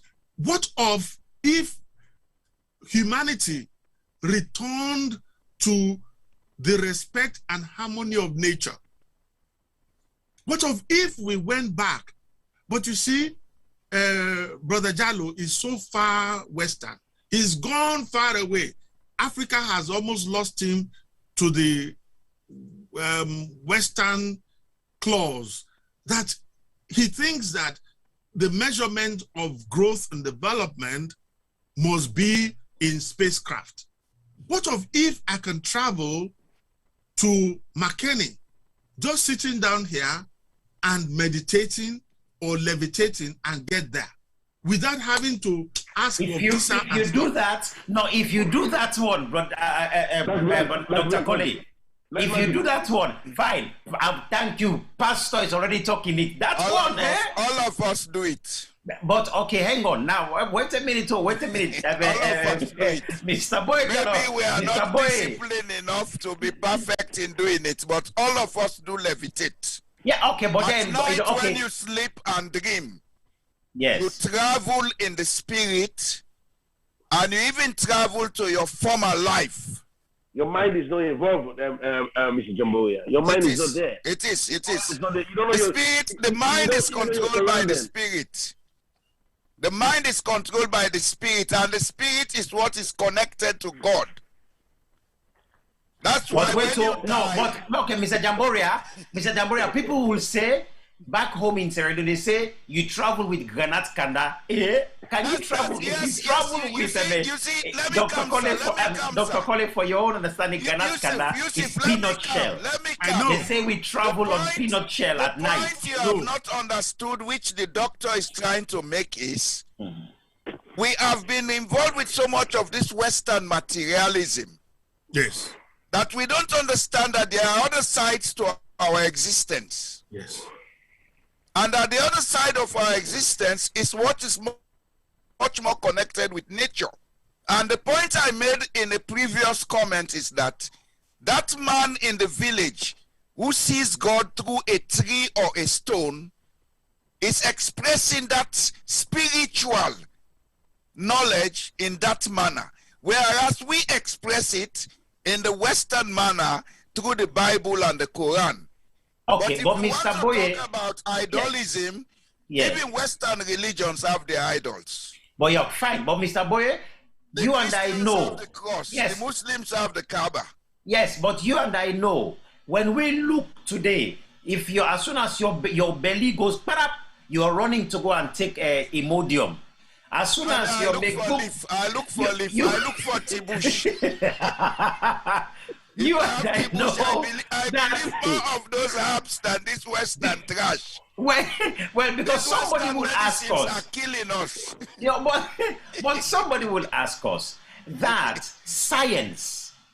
Africans do not have science. We do, form. We do, sir. Well, okay. We do. So, yes, even in Sierra Leone. Yes. Our people used to construct bridges with ordinary sticks and rope across rivers. What is scientific about that? What is scientific about that? What are you talking about? It's the same engineering principle as the man who makes a concrete steel bridge. Yeah, but then that man makes concrete steel bridge. Like Doctor said, because we have had too many interferences.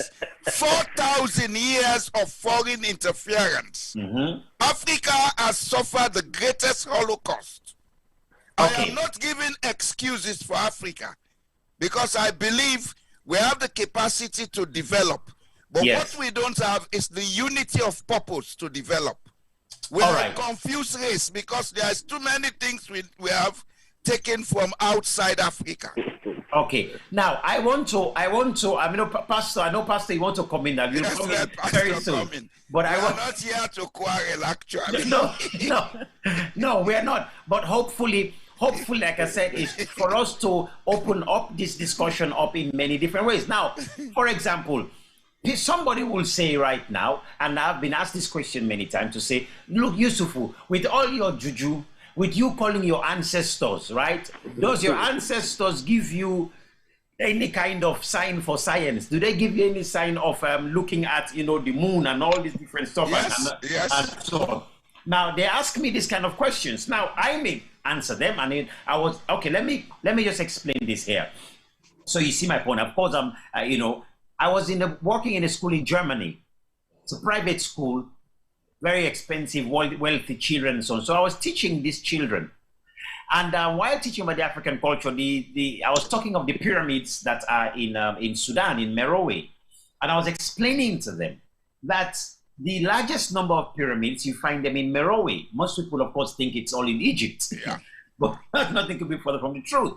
But I said, down in Merowe, the people who lived there were black people just like me. I said they were all dark black people, but how come we don't hear of these people that have built this pyramid? I said, anthropologists, white anthropologists who have gone down to these areas to look at things, have constantly said that Africans do not know anything about science, mathematics, geography. We do know nothing. They've constantly said this and written. This is all fact, what I'm saying here. So I said, but when you look at these pyramids, what subjects do you think these people need to know for them to build like this? And they started telling me they need to know mathematics, they need to know geography, they need to know some sciences, chemistry and all this stuff. They need to know measurements, angles and so on. I said, so are you telling me then that the Africans, the black people who built these pyramids, they knew all of this, they had all this knowledge? Undeniably, they had to tell me yes. And these people built this pyramid 10,000 years ago. We got to ask ourselves then, what belief system did these people have? Now, at the same time saying this, a lot of other anthropologists and paleontologists, some of them are saying that those pyramids, especially the big one of that they call the Pyramid of Khufu up in Egypt, in Cairo, there many people are saying that, oh no, it was built by aliens. There are people who are coming up with all of these. I do subscribe to that also. That is fine. I mean, but that because will take there are pyramids on every continent. That's what we have not been told.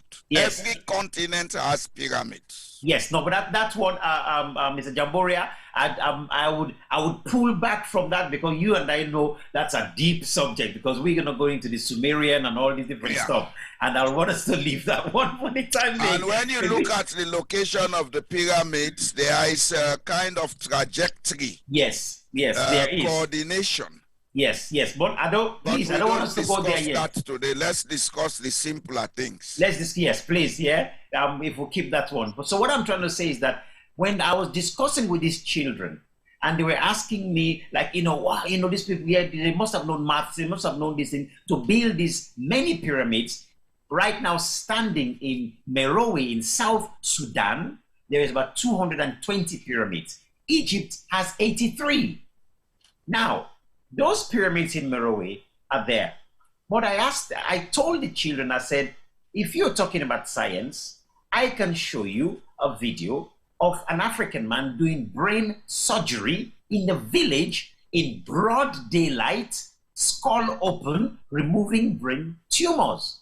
And they were, nah, it's not possible, sir, nah. So, of course, I asked permission from the teachers, and they granted it. So I showed them the video of an African man. Leaves he used. The patient was a woman, wide awake for 7.5 hours. The operation went on.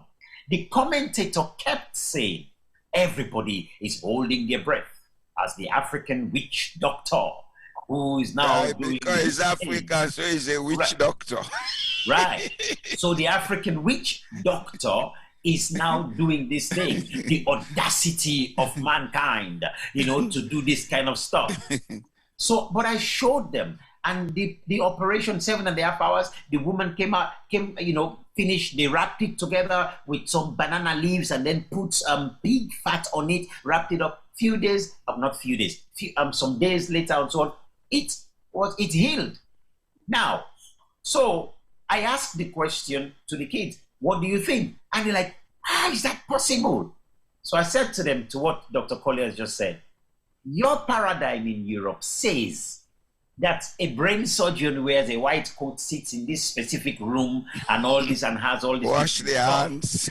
Right. I said, but here is another paradigm we have in Africa of a man doing brain surgery outdoors, broad daylight, Sansanteng, Bangbaode, doing brain surgery. What would we call that in Africa? We would want to say juju. But the question remains, where is that development today? How come we've not developed it? Because we allowed ourselves to be confused. Okay, but so I want to go to Pastor. Pastor, as a Christian, what has Christianity done for us in Africa to improve sciences, to improve our maths, to improve inventions and so on? What could be done? Has it done something? And I'm not talking now white people. I'm talking us now, as we have it now in Africa now. Let's leave the Europeans out of it and let us look at us. What can be done or what has been done? Please help us with that word. Christianity is like a school. Christianity has taught us a lot of good things. Yeah. Plus what we have already acquired, from our forefathers, the knowledge that we acquired from them. So Christianity, what it does that, like, cemented all those knowledge, and make it smooth for us to operate in them. So Christianity has taught us a lot. It's brought a lot of wisdom to us. I mean, if you go into the Word of God, there is answer for every question on the face of the earth. There's answer for everything, whatever question you have. There's an answer for it in the Bible. You see, the problem with African traditional African ideologies is that it doesn't live long. I don't know why. What's the reason for that? We miss our steps, not recording our history and not recording our knowledge base. But then somebody will quote the Bible and say, whatever it is not of God, it will perish and pass away. No, they will say, everything is of God, as the Reverend is saying. What I am saying is, he has raised a question which I am attempting to answer. Yes. That will miss our steps in Africa because our forefathers failed to record our history and our knowledge base. Those who still have it, those cultures who still have it, it's high time they begin to record it. A lot has been lost. Okay. Yes, Reverend, go ahead, sir. Yes, please, Reverend. Yeah, go ahead. It's a pity I've lost my train of thought. Sorry about that. Okay, let me ask you the question I was asking. The question I asked was that what has Christianity with us now as African people? And again, I'm not bringing the European in here. Us, what have we done with it? How has it improved our sciences? How has it improved our economy? How has it improved our... That's the question I'm asking. When we look at Sierra Leone today, we'll ask that same question. If you look at the great minds, great minds of the people who were before us, the great minds, the people like the inventors, you realize that they had a Christian background, a Christian foundation. Because as I earlier said, that Christianity is like an institution. It's taught us a lot of stuff. For every question that you have in your heart, there's an answer for it in the Bible. If you want to talk about mathematics, you want to talk about science, you want to talk about, whatever you want to talk about, there's an answer for it in the Bible. So Christianity has given us a lot of wisdom, a lot of incentive in how to do things. That was our belief. And for us Africans, we lost our way when we refused to, like, as my learned brother said, record the things that we were doing. We never had we don't have a record. of all Okay, these. all right. Even the Okay, pyramids, how they were Pastor. built. Nobody can tell me how the pyramids were built because there's no record of it. Okay, Pastor, I am a young man. I am struggling right now on science. I want to pass my science exam. And I'm coming to Pastor to pray. Pray for me, Pastor, for me to pass my exam. Pray for me, Pastor, please. What advice would you give to me? You see, my prayer will not work if you not work hard. Without work is dead fit. Yes, if my prayer will not work, if you've not been studying, if you've not been doing research, my prayer will not work if you've not been doing your assignment, my prayer will not work if you've not been going to school. So, well, Pastor, I'm a businessman. And my business is having problems. I want to, because what happened, Pastor, I saw somebody who's coming to steal my stuff, and they are undercutting my price as well, Pastor. I'm coming to you. I want you to help me right now because I want you to pray to bring hellfire and brimstone on my enemies that are undercutting my business. Pastor, please help me. Pray for me so that those ones let them anytime they will not work to cut my business. I want the fire and brimstone. Puyaka, burst on them and scatter them. Brimstone. Please, Pastor, pray for me. Help me develop so I can build my economy. Help me, Pastor. The first thing out. The pastor is not a magician. He's at all. He cannot play magic. Okay, well then, if Pastor is not a magician, I'm coming to you, Dr. Colley. I would answer your question. I think I see where you are going. Pastor? Yes, sir. In the 60s, when we were growing up, religion had more impact on our behavior in society than it has today. Yeah, that's right. We had a lot of ethics and morals controlled by religious preachings and religious leaders than we have today. If we have gone wrong today, I don't think we should blame religion. We should ask ourselves, where did we go wrong? Religion has never moved away from what it was. It is always the same. But maybe because we have moved away from our ethics and morals by becoming too materialistic, that is why we are doing a lot of things wrong today. And in that case, we cannot blame spirituality or religion. That's what Yusuf is trying to point at. I will agree with you on that, Mr. Jamboya. You see, people are always looking for something to blame, trying to play the blame game. You know, all right, religion is good and it's bad. But it was religion that they used to enslave us as Africans. It was religion that they used, to control our minds and all that, which is wrong. I'll tell you it's wrong.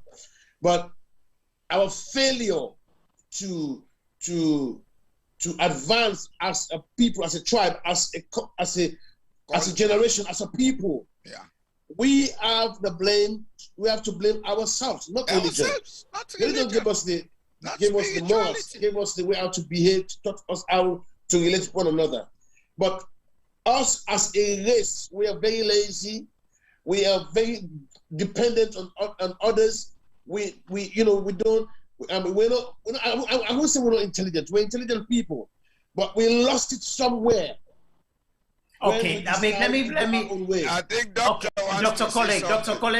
Colley wants to throw a word in it. Dr. Colley, before you talk, you have to show me right now somebody's undercutting my business, and I'm the president of my country, and I can see they want to make tutu on me to kill me. You have to show me how to develop my economy because I've removed all the zeros and the bread price has just increased. I've removed the zeros and the bread price has increased. Petrol price has increased. Please show me the African way that I can do to make sure my economy grow for my people to love me. Please, Dr. Colley.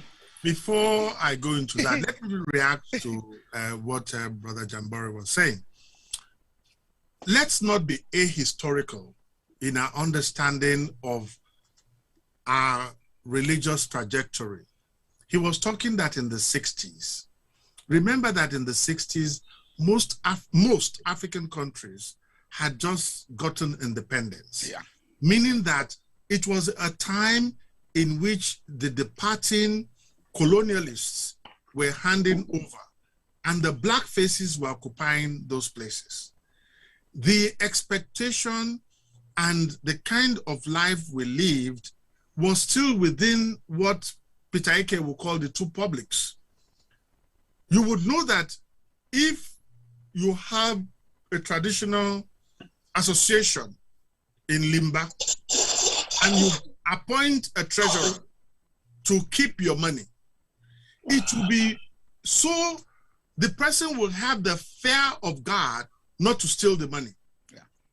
Because they know that the consequences in that place will be there.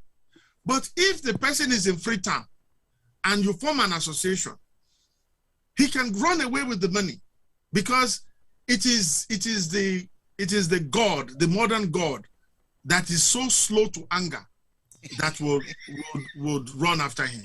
But the one in your local, in that local thing, it's not 2 minutes. It will just slap you like that. And people lived in that fear in the 60s. And then also align with the time of what we call postmodernism or postmodernity. In that period, the centers of authority got divided up. It got fragmented. Before, like he rightly said, it was either the pastor or the politician. And the politicians of those days, compared with the ones we have now, they still looked like saints because they were trying to do what the whites were doing. They wanted governance to be like that. Until when they now felt nobody was watching them. And then that's what the chimera we have here, the monsters we have here. So once that came in and there was no central authority for meaning, we started to misbehave. Getting into the 70s, into the 80s, when the whole idea of structural adjustment came, and it became survival of the fittest and the elimination of the weakest. This is how the trajectory, the history. If you understand the economic history, you would also understand that hand in hand does our religious and spirituality fall with. It is now that because African Americans are coming back, and they're coming back for a different reason to the kind of religion that was snatched away from them, because they could not fathom the idea that a God will watch over the God of their tormentors will be the same God they want to serve. And so they're trying to go back. And because of that, a lot of Africans are also finding that money can be made from initiation and all of that, right? So your question is, if somebody was undercutting you, is there a way? What we need to do, the Yorubas have something called Omoluabi. Omoluabi is the totality of character. Iwa. The character is the God. And if you want to derail a person in life, take their character. And I will tell you, if you came to me to say, what can I do? I would say, check your character. And let us, because one day Abimbola has a book that, is that the son? But I know that one of them has a book that Ifa will reorganize, will reorder the world. Our world has been shattered. Birds are no more crying as birds. Rats are no more crying as rats. Everything is decentered, is fragmented, and we are human beings constantly searching for meaning. Your business is searching for meaning. Your business is searching for meaning in that, should it be profit before people or people before profit? Or even your competitors. By the time we come into harmony and believe that your existence is part of your destiny to serve people, and it is not to exploit them. That will be, you know that Ifa divination is about stories. I will tell you all these stories to reorder your sense and reset your brain, so that when you go back, the calmness to take a different look at society. What we have now is, some say they have mixed economy, but in Sierra Leone, in Nigeria, in Congo, we have what is called a mixed up economic system. We don't even know what we want to be. Exactly. The sense of entitlement by the people, the government are the big rogues, because for them, making money is at the root of governance. But it's a service. It is. It's a service that your creator puts you there at that time to serve them. But unfortunately, most of the governments, because they look at the slow to anger God, because many of them, it takes very long before repercussion. Like the brother was talking about karma. It takes very long for the long arm of the law to catch up with them. So it is not that, you also asked a question, does Africa have science? I have posted a whole debate we had on campus here at the University of Florida. We have, and somebody has talked about documentation. We document, we are organic documenters, right? We document in people, not in books. And the reason why, there's something in Nigeria now called Borisile, that the young are so frenetic, they're not ready to learn from their elders. Exactly. That's why we need to use the books now. Yes, this is where we need to reorder ourselves. We need a reorientation of who we are. We have lost the science you're talking about. When I was growing up, if you grind beans, you put charcoal at the center of it, and it will not be sour. It is science. I can explain it to you now, because when carbon dioxide mixes with water, it forms carbolic acid. And one of the characteristics of acid is that it is sour. Yeah. And when you put the charcoal in the middle of it, a charcoal is adsorbent. It would absorb the carbon dioxide that would have gone into the beans. Or look at what we call incisions, better, that can fortify yourself. It has been said, the difference between the Western pharmacopoeia and the African is that in the Western world, they would give you medicine, right, which is poison, to go after the pathogen. The African pharmacopoeia will strengthen your system to fight the pathogen. Yeah. We have science. What you're asking me to do is, can I explain it? But we are saying knowledge. That is why we have secret societies. You might like it, you might not like it. There is no fence in my university here, but I dare any person to stray in here and come and sit down in class without going through their own system of registration, of filling forms, and being given ID cards. The African does not do that. We take you through an initiation process. We take you through age grade passage. But we've abandoned all of those, and yet we are still crying, right? We're still crying.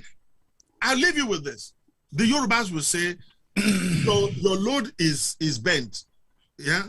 The layman. And the layman will say, don't look at the top, look at the bottom.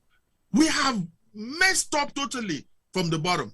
And I'm not sure we are ready to straighten our way, because the research and development that has come from Christianity serves us.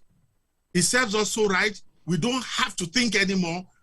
He told you just now, all the questions you have been answered. My brother, why do I need to sweat? All my questions have been answered. It's the same thing. It's the same thing Islam tells our people. It's the same thing, that everything has been answered.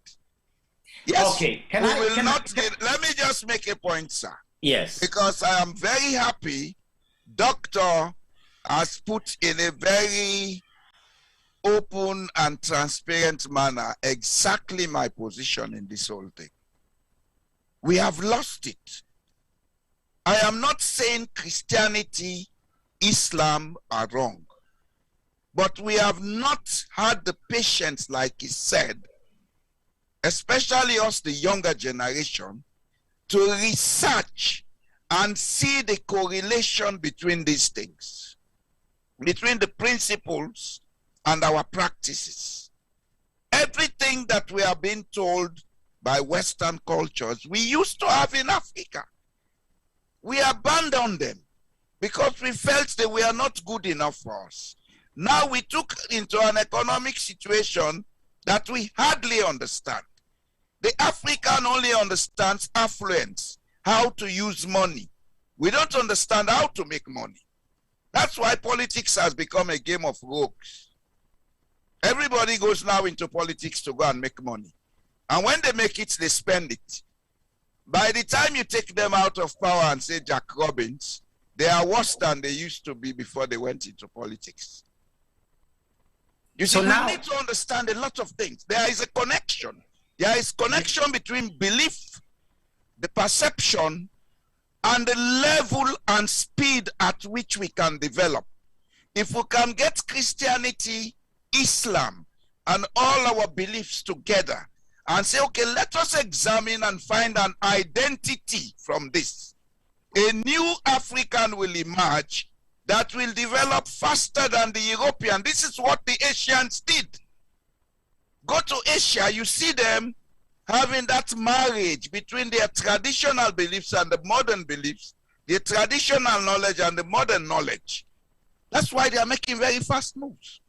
With us in Africa, we relax to be told, because we have been trained to believe in that. Now, and that's have been told what to do. So what both of you have just really explained so clearly for us here is sometimes is you know, would I be right to say it's like our minds have just been paralyzed, mesmerized by both of the religions that have been brought to us. It's not the religions, it's the manner in which it was taken to us. Yes, I'm coming. Let's get that point clear. Yes, I agree with you. The manner, because if we look at what is written in all of those books, you will trace them all the way back into Africa again. Yes. If you trace them, all they will come back into us. In other words, these are things that we have. I think that it's my own thing that you cannot come and tell me, an African man, honor thy father and thy mother. No European. No, even Arab can come and tell me that. That is innate in me as an African person. Yeah. So therefore, even if the person is not your biological parent, but because he's an elder, you respect him. I respect that. So now, we've just explored a little bit of the science that we have there, and that is there. And you're right that this is something we should be exploring. There is a brother, for example, in Sierra Leone called Dr. Alhaji Njai. He set up a festival in Kabbalah, and what he's doing there, he's a scientist himself. He is encouraging the young people to look at their local ingredients that is within Kabbalah and seeing the science in that. Yeah. You know, I mean, you all know, those of you who all went to school in Sierra Leone and they tell you about Spirogara, you get confused, right? And, you know, when you say bolo bolo, everybody understands. Okay, we know where we're going now. Okay, let's go. I'm ready for you, bolo bolo. and so we're going with that. So I begin to wonder now. There's a guy in South Africa that talks about decolonizing both Christianity and of course Islam, decolonizing it. But I want to look at the area of economics. We've looked at and politics. I'll go into that as well, because these beliefs do affect our politics and do affect our economy. And I want to touch on something very sensitive here. For many people, this will be very sensitive. And this is simply it. We spend So, I mean, I do not know the exact research because I've not really checked the figures, but I'm going to make a rough figure here. And those of you who are listening, please do the research and correct me, please, okay? How many millions, probably billions of dollars that Africans spend going on Hajj or going to Jerusalem? Going on pilgrimage. Is this justifiable considering what Africans are facing? The state of our schools, the state of our hospitals, the state of our roads, and it goes on and on and on and on. Considering all these issues, is it justifiable that our government will even go and beg for these people to give us this money sometimes? And when I say give, I say that in inverted commas, that our people go either to Jerusalem, Israel, or go to Hajj in Mecca. When those people come back from Mecca or from Jerusalem, as Julius Caesar, in Julius Caesar they will say, what tributaries bring he home to Rome? What benefits do they bring back to our community? How much contribution do they make? When they are going to heaven, will they take you with them? I don't know. I'm throwing this out there because I believe it's a question we have to ask ourselves as Africans. So, and I'm going to throw that question first to Pastor. Let us hear our elders talk first. I'll come last. Unmute yourself, Pastor.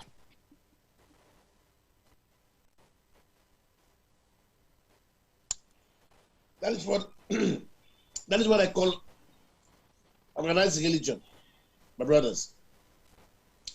You don't need to go to a special place to meet God. You don't need to go to a special country to meet God. I don't need to go to Mecca or Medina to feel God. I don't need to go to Jerusalem, to feel God. There is a typical example of Jesus and when a woman had an encounter with Jesus, the woman of Samaria, she had an encounter with Jesus at the well. And, Jesus said to her, he said, there's going to be a time, it's going to be a time that people will not worship God in this mountain. Because what was the tradition was, people had to go to Jerusalem, to a particular place every year to go and worship God. But Jesus said to her, there's going to be a time that people will not come to the mountain to worship. Because God is looking for people that will worship him in spirit and in truth. So when you begin to tell people to come to Medina or go to Jerusalem, that is money making. That is businessman mindset. Yeah. Right? And I don't see anything beneficial they're bringing back to Sierra Leone or bringing back to their respective countries. So I don't believe that God is in a special place. I believe that God is in my heart. God is here right now in this room as I am here now. God is here with me. God is everywhere. When I'm in the river, God is there with me. Everywhere I am, God is with me. He said he will never leave me. He will never forsake me. So I believe that I don't need to go to a particular place to find God. In fact, we believe in Christianity. We believe that it was God that found us, not us finding God. God came to us. Religion is man finding ways to look for God. But in Christianity, we believe that God came to us. It was God that found us. I don't need to go to a special place to seek God. God is in my bedroom. God is in my office. God is in my car. God is everywhere I am. I don't need to go there. So you see, it brings no benefit. But because it's controlled religion, because it's organized religion, you need to tell people to go to a place because you want to make money on them. And I tell you, the kingdom of Saudi Arabia is making trillions and trillions of United States dollars every year when people go to Mecca. Yeah. It's a business. Same with France and Rome, they make a lot of money. And I hope and I pray that it will come a time that the African people will realize that God is in Africa. In fact, we pray more, we depend more on God, and we are faithful more to God. than these people that we're running to. We need to seek God in our own communities. We seek God in our own countries. Thank you. Dr. Colley, I'm sure your mouth is itching to say something. What you have thrown is a bait. No, and it's a bait, and you sort of like wanted to get out of what you have thrown at us. You said you hadn't done the research as to how much. At the same time, I don't know how many people you have talked to why they're going to the place. We are all interpreting and extrapolating that they're probably going to find God. It's tourism, my brother. And I would not sit here and legislate how the African elites, the executive redundant African elites that have not worked very hard for their money, how they should spend it. They are free to go anywhere in the name of tourism. But I would think it would be unfair for us to sit down in judgment and say they are going to look for God. I don't know whether they said it. If you can find me where it is written that they are going to look for God, I probably will change my mind. This is simply about tourism. And in tourism, you do what you like. I mean, there are people who go to Mexico in search of sex. Is that God? Is that heaven? They go there because they have the disposable income to do that. So I will not sit here and say I know why they go until when somebody has found out from them what they have to do. The second thing that I think you have, your judgment of it might be a little flawed, is to say what is the impact when they have gone on this pilgrimage. What do they bring back to Sierra Leone or to Nigeria? My elder colleague would always tell me, Kole, do not ask in a hurry the impact of anything. Because the impact of anything might not be immediate. It might be generations. You don't know what they see there. We always say the pilgrimage our leaders have to America all the time has a little impact on them. They see an organized society. Because when they come here, they don't go to Brooklyn. They don't go to where it is. They go to where everything is working. Yeah. And we believe, or I want to believe, that it has an impact on them. Now, because they have very short memory, they have no interest of anybody at heart. As soon as they leave, they forget everything they've seen, and then they go back. And do you blame them? Do you blame the African leader? In the state houses, there is power 24 hours. Water is running for 25 hours. There is a doctor standing by day. If President Julio Madabio, God forbid, just coughs a little bit, there are 10 doctors that will probably attend to him. No, he'll go to Lebanon. He'll go to Lebanon. He'll go to Lebanon. If our own President Buhari, if a mosquito bites him, he's already on the plane to London. We know. He goes there all the time. So how in God's name do you expect this to be sympathetic? The plane is standing there. He just tells the pilot, a mosquito does bit. Let's go. And they go. So the impact, we cannot ask, what impact does pilgrimage have? The question we should also ask is, what of if these people, when they live with their evil spirits sometimes, some of these leaders that go on pilgrimage, there is a different air in the place. That you don't know. That I don't know myself. But when they just take themselves out of the space in the name of pilgrimage, some of them are polluting spirits that we should be praying that they should go on pilgrimage and stay there for longer so that we can find ourselves. So, I mean, it might look like fun, but I'm telling you, there are two things I would not do. I would not legislate how money misruled, how rich buffoons should spend their money. And at the same time, as a scholar, unless and until they actually tell us that they are going in search of God. That's one. You also talked about politics. There is a scholar. Her name is Abimbola Adelakun. Let me be sure. Her name, and she came up. Yes, Abimbola Adelakun. She came up with what she called God mentality. You would notice that before elections, most of the candidates will be seen in one church or mosque or the other. Exactly. Pastors do not ask them anything. They just lay their hands on them, they pray for them, and they see vision. There are 20 contestants. There are 20 possible prophets and pastors that will promise each of them victory.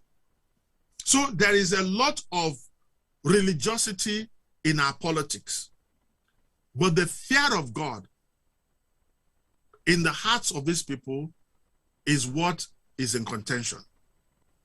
If we have one or two of them that has the milk of human kindness, they wouldn't do the kind of things they're doing.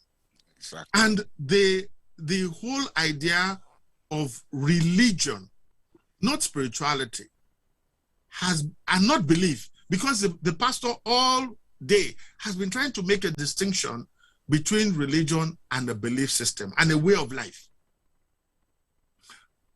Most of these people and the role of politics, remember that it's not just going to Christian or going to mosque. They also go to the Dibia and they go to the Babalawo and they slaughter goats, they slaughter ram. And I have no empirical data on this one. Some of them are ready to kill. Exactly. In order to be there. But why? How would you be forcing yourself to serve a people if in truth you want to serve them? So you're right. We are warped.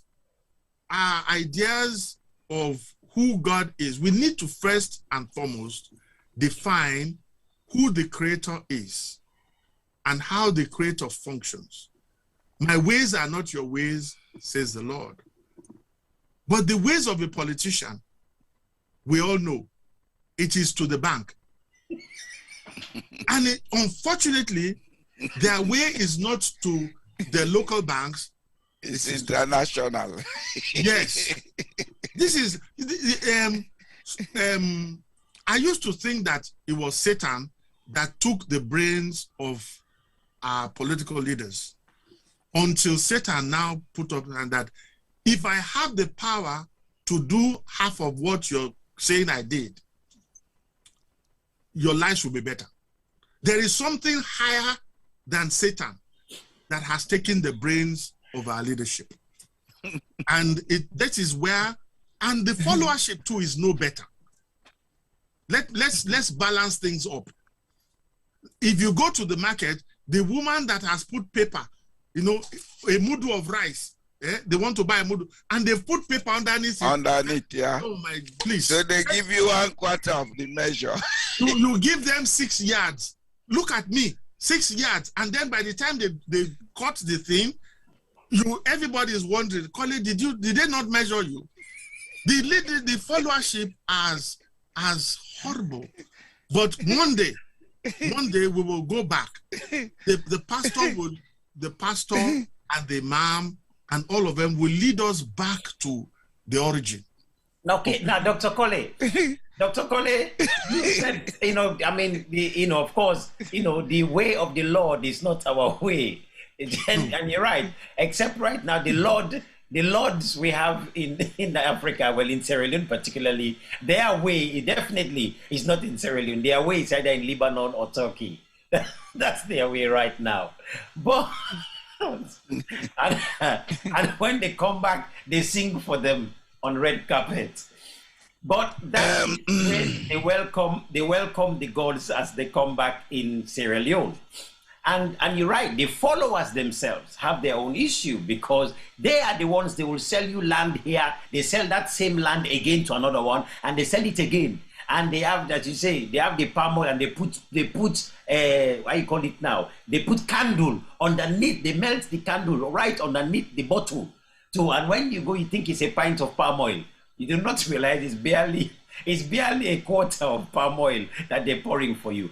And these are the ones who, of course, they'll go to church and they'll pray. You know, now somebody has just mentioned as well to say, why is it that the pastors are taking 4 collections, 5 collections per one sitting in church? They're asking this question. And it's there, it's in the chat group, people, and this question is going to be answered because, like I said, when I'm talking here about economics, we're talking of a people that are so deprived, so poor, but they will take their little lajo, as we say in Sierra Leone, they'll take that lajo and go to church and give, and go to mosque and give, and go to the babalao, or go to the river to kill a goat, to kill a cow, to do all of this. They will do all of these things. You understand me? And I begin to wonder, but people are asking these questions. I'm not quite sure whether we have time to answer that question at all right here. Okay? But I want to address another thing that is very important when we're looking at the Bible and when we're looking at practicalities on within Africa. One of my favorite passages and stories in the Bible is the story of the talents that Jesus taught. That story is incredibly important, I think, in terms of looking at how we should look at everyday life practically. And I'm going to ask as well, Mr. Boye, I'm going to ask you the following on question to this, or the relative question to this one, is that the parable of the talent, Jesus says that this master, he gave one 5, he gave the other one 3, he gave the other one 1. The one with 5, he went and he made profit. The one with 3, we made profit. The one with 1, he buried it. He said, hey, master, me, I don't mix for wahala at all. Please don't come and give me wahala and nambara. Master came, he took the 1 and gave it back to the master. Master, there it is. I don't want no wahala. Here's your thing. Master took the 1 coin, so you alakitin, took it from him, sweating, took it and gave it to the one who had 5, not the one who had 4. The one who had 5, what kind of a master is this? He could at least give it to the one who has 3. But to take the only one from that one who had 4, what kind of master that does not feel sorry for the one is the master who gave him 1? I mean, that's a wicked master. It's an unlucky master for that matter. To go and give 1 to that one, then give 3 and then 5, and expect the one who has 1 to go and do something with it. What kind of nonsense is that one? So then Jesus himself, God said, as he took the 1, so you sweating, and gave it to the one who has 5. Does that make sense? Yes. Now, I will say that is my favorite passage. But it does make sense. So, Mr. Boye, please answer that. I'm not giving that one to the pastor. I want Mr. Boye to answer that. You see, that's why in the beginning, I said we have to re-examine the interpretation and the meaning, the hermeneutics. It does make sense.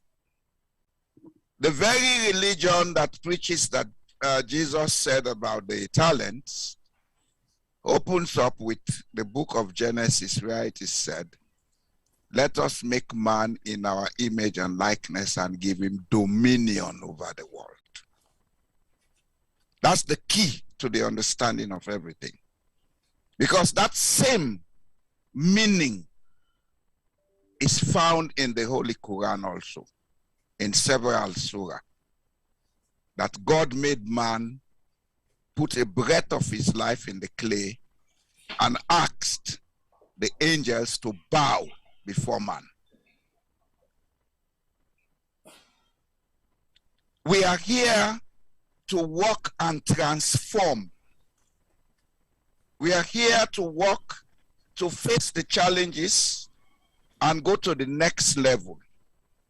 Anyone who cannot undertake such challenges and go to the next level is not meeting the purpose of passing through this earth.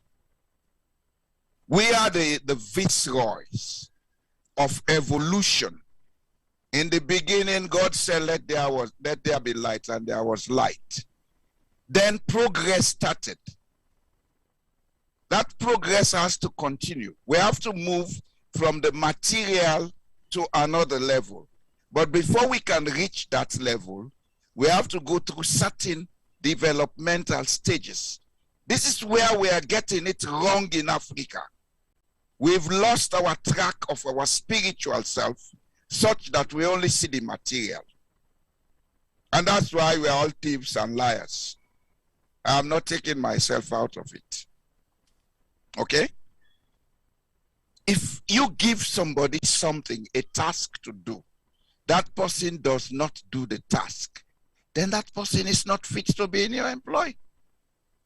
The man who took his talent and buried it is not up to the task. Those who went and multiplied it are up to the task. And the one who did the best has to be the man that should take control. It's the order of natural selection. It's part of evolution. Like my reverend said, there is everything in the Bible and the Quran, but it's on how you understand it. When we begin to understand these books, we'll move away from laziness, we'll move away from blaming, we'll begin to treat everybody with the due that they deserve, because we are all beings existing on equal spiritual level. We will do unto others as we want them to do unto us. And then our politicians will become better people. They will be of service.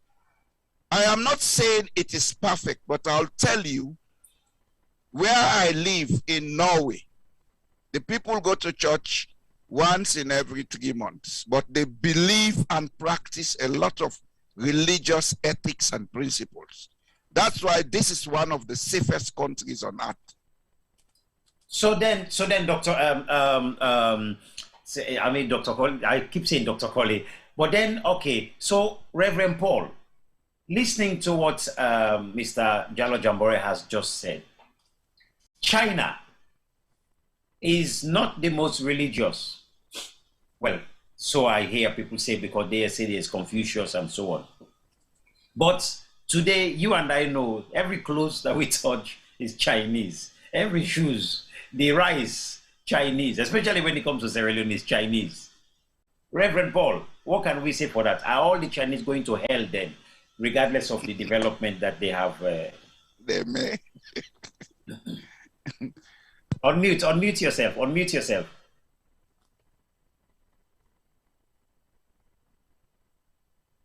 Development is not a recipe to go to heaven. Physical achievement is not a recipe to go to heaven. The recipe to go to heaven is faith in Jesus. That's what I believe as a Christian. But you see, the reason why we're not seeing the development effect in Africa, I believe that Africa problem is in twofold. Since independence, Africa problem has been leadership. Because everything lies and fall on leadership. Because we have the wrong leadership since independence up until today. We're having problems. Okay, hold on. I want to bring in a question that somebody just brought that you can add to this. I want you to answer. Somebody says here, say it louder. It says, a God who created Satan but couldn't control him, then wants us to resist him? All right. Jesus said, behold, I give unto you power to tread upon serpent and upon scorpion, and in John chapter 10. Behold, I give unto you power to tread upon serpent and upon scorpions, in Luke chapter 10, verse 90, sorry. And upon all the works of the devil, and nothing shall by name is hurt you. Now, God has given us the power to exercise it. God is not, we're not expecting God for him to do it for us. He has given us the power because God wants us to deal with the devil at our own level. That's why Jesus said, I've given unto you power. All right, if that is the case then, Reverend, and I'm going to ask this, I'm going to throw this same question here because we're going to be closing the whole show very soon, but I want to ask this because I know where I'm driving to with this one. is that you say God has given us the power, but yet God loves us. He's created us, and then created this fellow who is really causing rampage everywhere. In the book of Job, God saw him and says, "Bro, what's you come out?" He said, what's the matter, man? I was chilling out by Lumley Beach. I was just strolling around Second Stephen Street. I passed by Long Step, and after Long Step, I just went straight down to, Aberdeen. And Aberdeen, that's where I saw this man that you call Job. Job was sitting down there. All those Beckers were around Job. All them fine baby, they all in the past. Job said, he say, like you. Job was not going to say, like you. I said, look, God says, you know, there's that story, for example. Job had to deal with this. You understand? So I want to take this same question over to any one of you, Dr. Polly or whatever. Bring this in. Reverend, you always let this our man put banana peels under your foot and you go with it. You know, there is a ready-made. I'm a spiritual man. I deal with questions based on what the Bible is saying. I'm dealing with my own idea and my own knowledge. Constantly tell him that the wisdom of man is foolishness to God. That's right. He cannot understand the things of the spirit. Even that question he raised, that God could not control the devil and he wants us to control.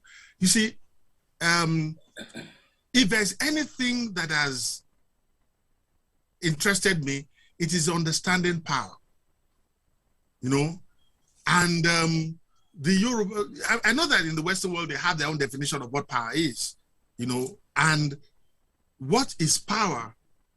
And the power, if you have it, you have to try it. Power is never used and returned. So humanity, some of the things that will test humanity is the power, the quality of it. And that's why he even brought down the bar. He said, if you have a faith as small as mustard seed, if you've seen a mustard seed before, it can go into your nose. It's so small. He's not even asking for, and that is exactly the religious principles. If you go to the first principles, you would understand some of the things that they're saying, right? So for me, as human beings, as we develop, because most of us are not developing our spiritual self. I came into Florida here and everybody tells me that it's a hurricane-prone area. And I keep on saying to myself, how can I walk in harmony with nature? And then nature will work against me.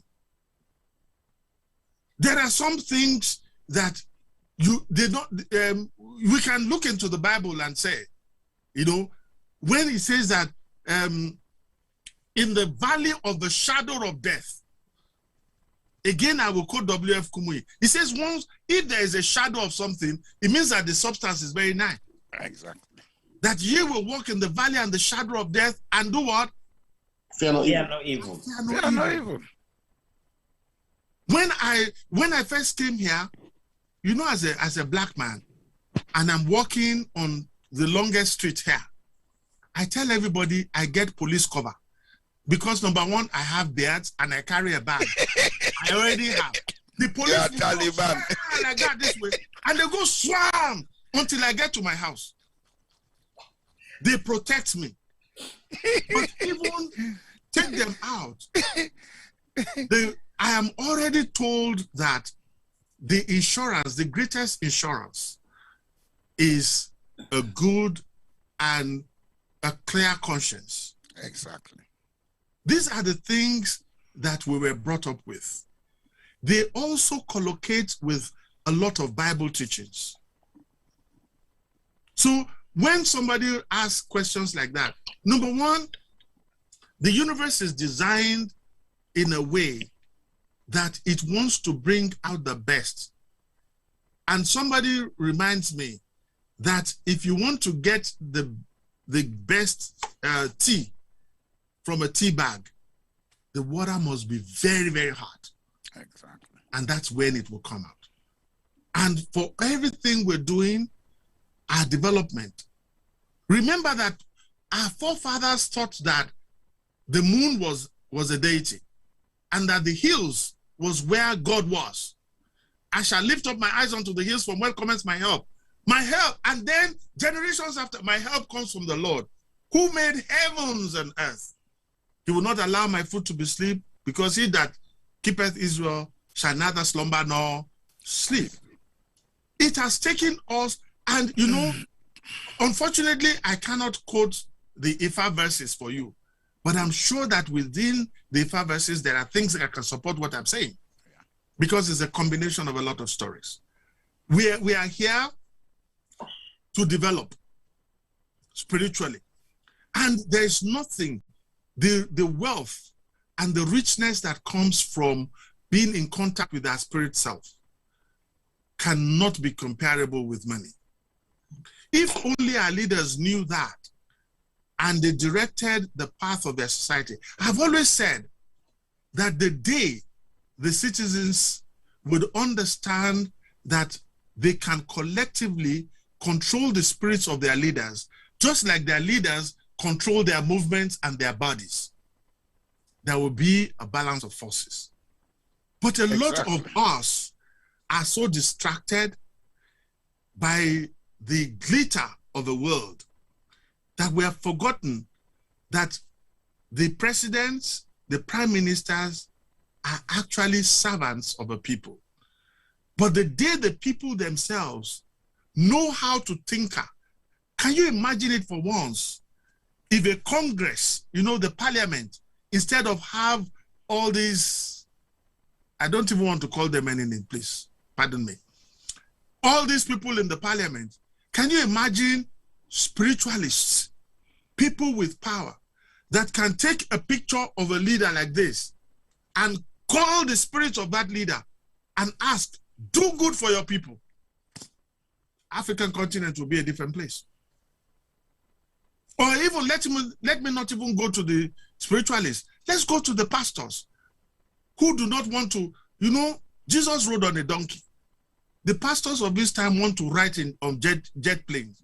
They are even competing with each other. We're living, Dr. Cole, we're living in a different generation. Yes. And then you're competing with each other who has a jet better or the number of jets that they have. Fine, I give it to you all. But can you imagine you being in a Congress? People who have fasted for 40 days and 40 nights or 20 days and 20 nights. Take the picture of a president of a country and speak the spirit of God into them. Can you imagine that? Can you imagine the power that will come? And these people almost become zombies and do the right thing. I'm not saying that pray for them so that they would allow your church to grow. Pray for them to do the right thing. Speak to their spirit. But we can't. We have all eaten of the street meat of the children of Ophias and what do they call those wayward children of the priests? Wow. I mean, Dr. Cole, I mean, what you guys have all said, what's you've all said, sir, you've raised so many important points here, and I like the answer, of course, Mr. Boy Jallo, that you gave about the parable of the talents. And to a large extent, that's my interpretation of it, of course, about the the idea of work, and that whatever you're given, take care of it. I usually say that the key to poverty is ingratitude, and I think that guy with the one talent showed ingratitude. Gratitude is the greatest thing that can happen to anybody. Yes, and whatever we are given, when we take care of it, it will work. And I think when we look at a country like Sierra Leone, we see diamonds, we see God knows whatever it is that is there, but lacking the vision and lacking the thankfulness for what it is means, as Jesus says, those who have more will be given. So those if you can allow me, sir, to come with a deviation. I'm coming up, but let me finish this. It says, and for those who don't have, even the little you have will be taken. But I'm interested to know, before you come in, I'm interested to know, within the African culture, the stories or the principles within African culture itself that shows this. For example, I like them, Dr. Colley, when you shared the story during the last program about negotiating with death. And he talked about the idea of exercising. And when you exercise, you negotiate with death. And there's a wonderful story that he told there. But let Mr. Jalloh come in quickly. Then after that, I want to go to Chief Mufasa, who's been sitting very patiently. There is one thing that has been popping up today that we have failed to discuss. Yeah. Starting with the benefits people get from going on pilgrimage. Yes. And what impact it will make on society. Yes. You see, one of the weaknesses of our understanding or misunderstanding of the connections between religion, spirituality, and our material existence is the position and role of the human ego. The ego in Africa, because of affluence, has taken a different dimension from what we used to know it traditionally. I am sure Doctor will agree with me. In the traditional societies, there was an expression of ego, but it was controlled based on hierarchy. Today, the expression of ego is on the material side.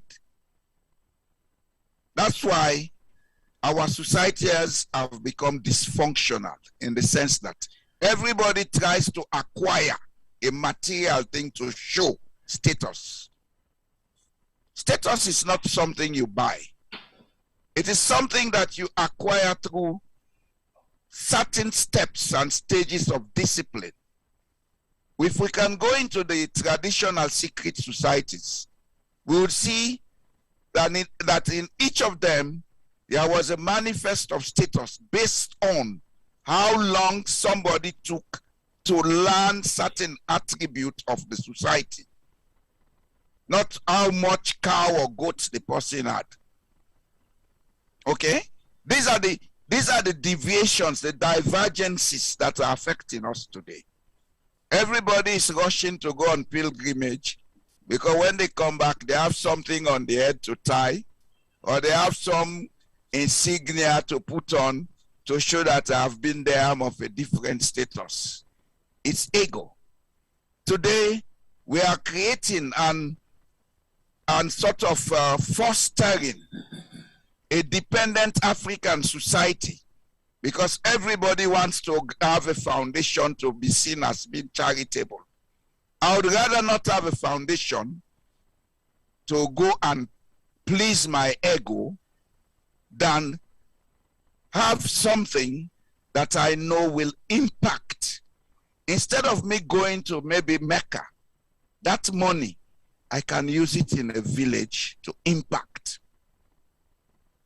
I have always told you as a friend that instead of me taking money to go into politics, I'll use that money to go to my village and establish a cooperative wherein me and the people will work on a basis where they will get profit and develop themselves.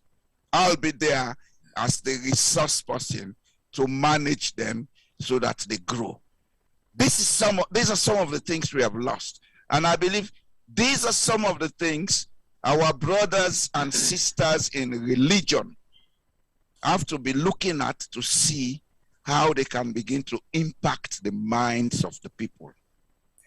Mr. Jamboria, thank you very much for that. That's a very important point you make because I can give you a practical example here. Practical, no, not the practical, but a real life example of some people that I knew that called me up to join their group because they wanted to go. I said, why? They're looking at raising $100,000. Why? I said, going to raise $100,000, that's really good. Well, join us so that we can build a mosque in my town. Now, they already have a small mosque that does not even fill up every Friday Juma. But they called me up so I looked and I thought, no, I'm not being a part of it. Now, of course, my surname Jallo, for many people, automatically indicates, I must be a Muslim and I have to be a part of this and as a fuller man. But I refused. And the simple reason for me was that when I look at my town, I see the depravity. I see, not depravity, depravity, but also deprivation. Yeah. Poverty, etc. Poverty. I see everything. No electricity is there. No proper water supply. I cannot bring myself to take $100,000 or contribute to raise $100,000 to build a mosque when we could take $20,000 and put a solar system that can supply light, that children can sit and study on them. But not only that, we can also build a carpentry, a science lab. We can build all of these different things there and take it to go and build a mosque. I said, I'm not going to be a part of it at all. Yeah. So this is where I'm saying that now I want to go to the traditional side a little bit. Those of us who are Poro or Bangbani or whatever, Poro, Bangbani, Bundu, whatever it is you want to call it. I am asking a question. With all of these, what are the quantifiable benefits that these institutions serve? I'm not asking it simply because I'm saying they don't. That's not what I'm asking. I'm asking because like Mr. Jambore said earlier on, and Dr. Kola has already said, we do not document a lot of things, but we need to be able to demonstrate the effectiveness of all of these. Many of you who know society well, you will know there was something called Bofima many years back. It's no longer practiced. But the Bofima is something which came out during the time when people said they were the leopard skin type of people. And there was a lot of other mysteries that shrouded it. But the more I contacted somebody in Belgium that was telling me they have a Bofima. Think about it. This is not a nice Sierra Leonean, say European, have a Bofima. But if we examine the Bofima, like Dr. Colley said before, there are sciences behind certain things, behind certain plants. Lasmami, there's a science behind Lasmami. There's a reason why it is rubbed and what it does. When I go to Sierra Leone, as soon as I go, the first thing I do, I go straight to the village and I go get my body washed. Now, many people, when you hear this, you go like, yeah, you go wash with Lasmami. I do. Why?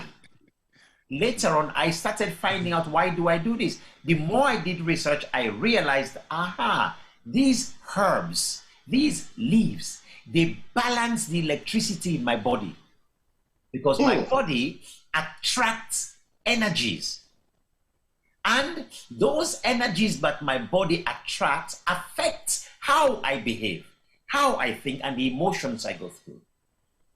My body is carbon. All of us, our body is carbon. Some of the herbs are repellents. Yes, but in washing, Aratameresin. Now, in washing, let me finish, please. I want to talk to T-Boy, please. And when I do that, in balancing my body and the energy, and what I drink also clears the inside of my body. Today they call it today in England they call it detox. I drink those herbs. I'm able to clean the inside of my body. Fast. That's the best and easiest way to detox your body. Fast. He said with no measurement. Yes, with no measurement. Just fast. It's the easiest and safest way to detox. Now, yes, fasting, of course. But what I'm telling you here, what I'm definitely saying is that the process I go through includes fasting as well. It includes that. But what I'm saying is when I go to the village, the elders know this.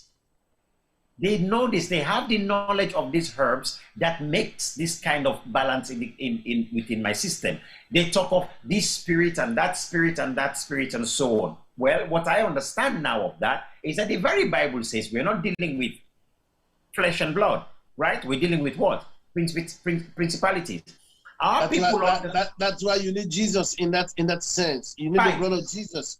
Yes, okay, fine. I can accept that people will say that, but there are definitely elements physically that we can take to keep our bodies healthy and safe spiritually as much as physically. Now, one thing I believe, Yusuf, is that even the food we eat affects our spirituality. Absolutely right. I believe that. But you're right. This is why if you go again to the Quran, they'll tell you don't eat pork. Even in the Bible, you go back, they say don't eat pork. Not only pork, some of the things we drink affect our spiritual balance. That is correct. That is correct. But the point I'm trying to make... My brother, it looks as if the two of you have not read Paul, St. Paul. St. Paul says, what makes a man unclean is not what goes into him, but what comes out of him. So, you know, Paul is one apostle. He did not see Jesus. He took over the New Testament, and Paul is everywhere.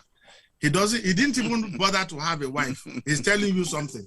Anyway, continue from where you start. Okay. So what I'm just saying is that I'm just explaining to you my own experience. I'm enjoying it. Now, my experience is what I'm just sharing.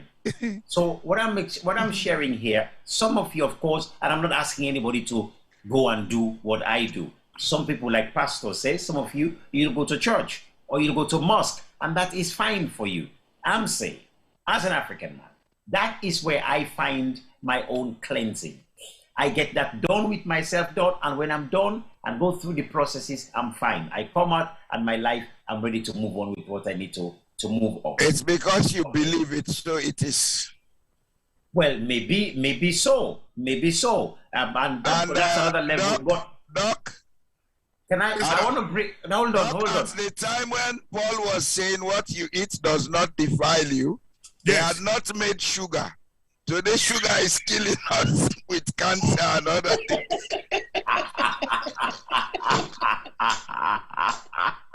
What we eat today, most of it kills us. Doc, believe that. No, look here. I can see how you must be a politician. See the way he twisted it. Defile. This is a spiritual defilement he was talking about. You have picked it now. Dr. Cole. Yes. Dr. Cole, we have a pastor. We have a pastor who will pray. Dr. Cole, we have a pastor who will pray, and all of that will be healed. That sugar business will disappear, and all that, diabetes will disappear. Pastor will lay his hand on you. Small boy, there was no cancer in Africa. Today, cancer is killing lots of people in Africa. Why? Because we didn't, like you rightly said, we don't document anything. Anybody that dies in Africa, his neighbor or his enemy killed him. In Africa, it is always the cold hand of death. Come on, my brother. We don't even know what kills anybody. The post-mortem, the chemicals they are using for the post-mortem was the one they used before Mary ever knew Joseph was a carpenter. So forget all of that. That cancer is not, or cancer was not there.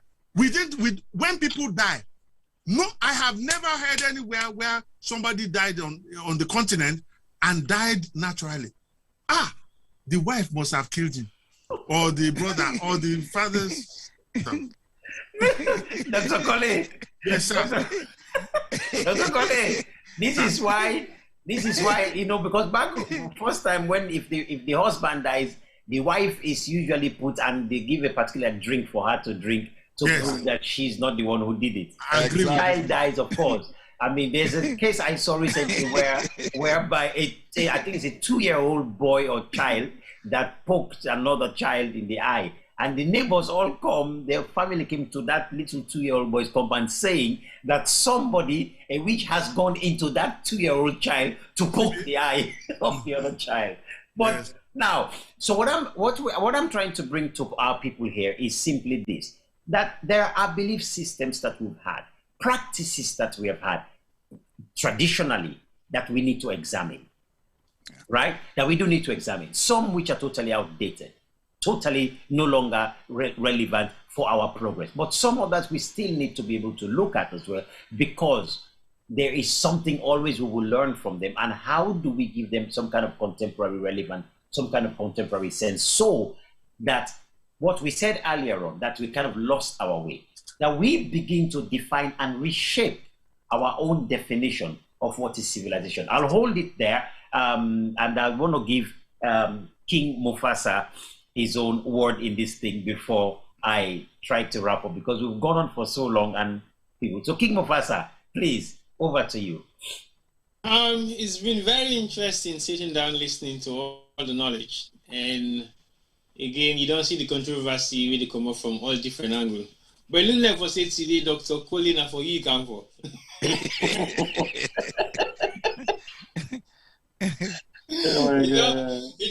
You don't counter all you miss, all you things, the way they talk about whether you discuss for Lincoln spirituality, whether you discuss for question the Christian act and everything else.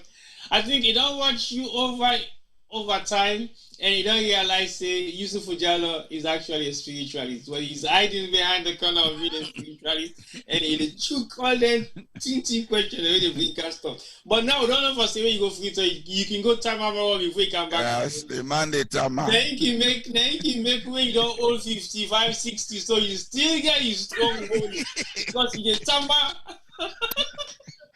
Now we don't know the secret. First of all, I mean, I tell you earlier, I want to say, when you see them with the fangirl, you stop not be the work. Yeah, you don't believe me easy, why? Isaiah 54:17, no weapon fashioned against me shall prosper. Yes, all against me shall be condemned. You never bind the Bible number. No powers against me shall perish. That power against me shall perish. That's very sharp. It's quick as sharper. The word of God is powerful, my brothers. I have something here that combines all the religious books. Wow. What is that? The Secret of the Ages.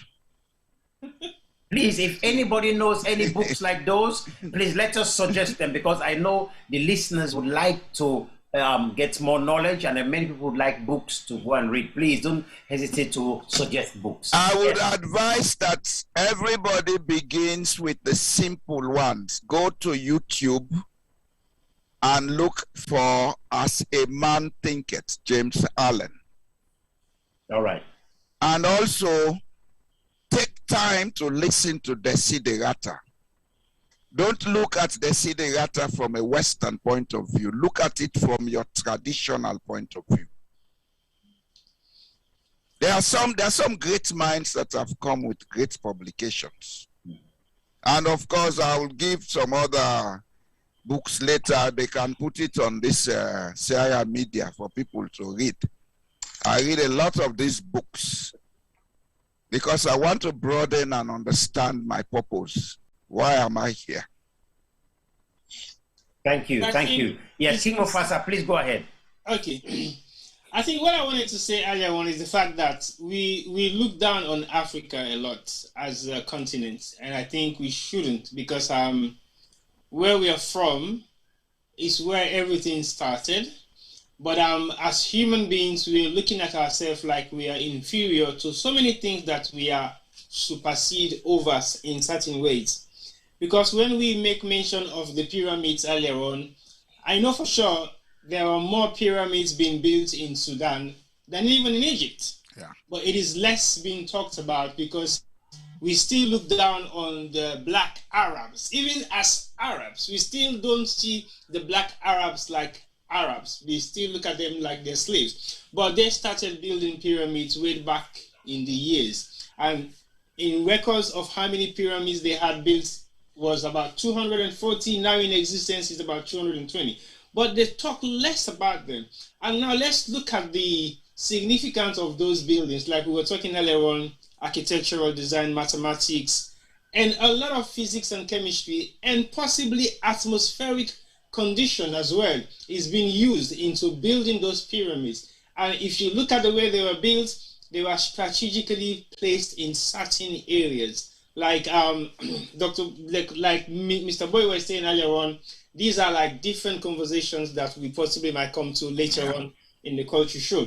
But I just want us to look at the Sudan aspects of the Nile, wherein they create an irrigation system.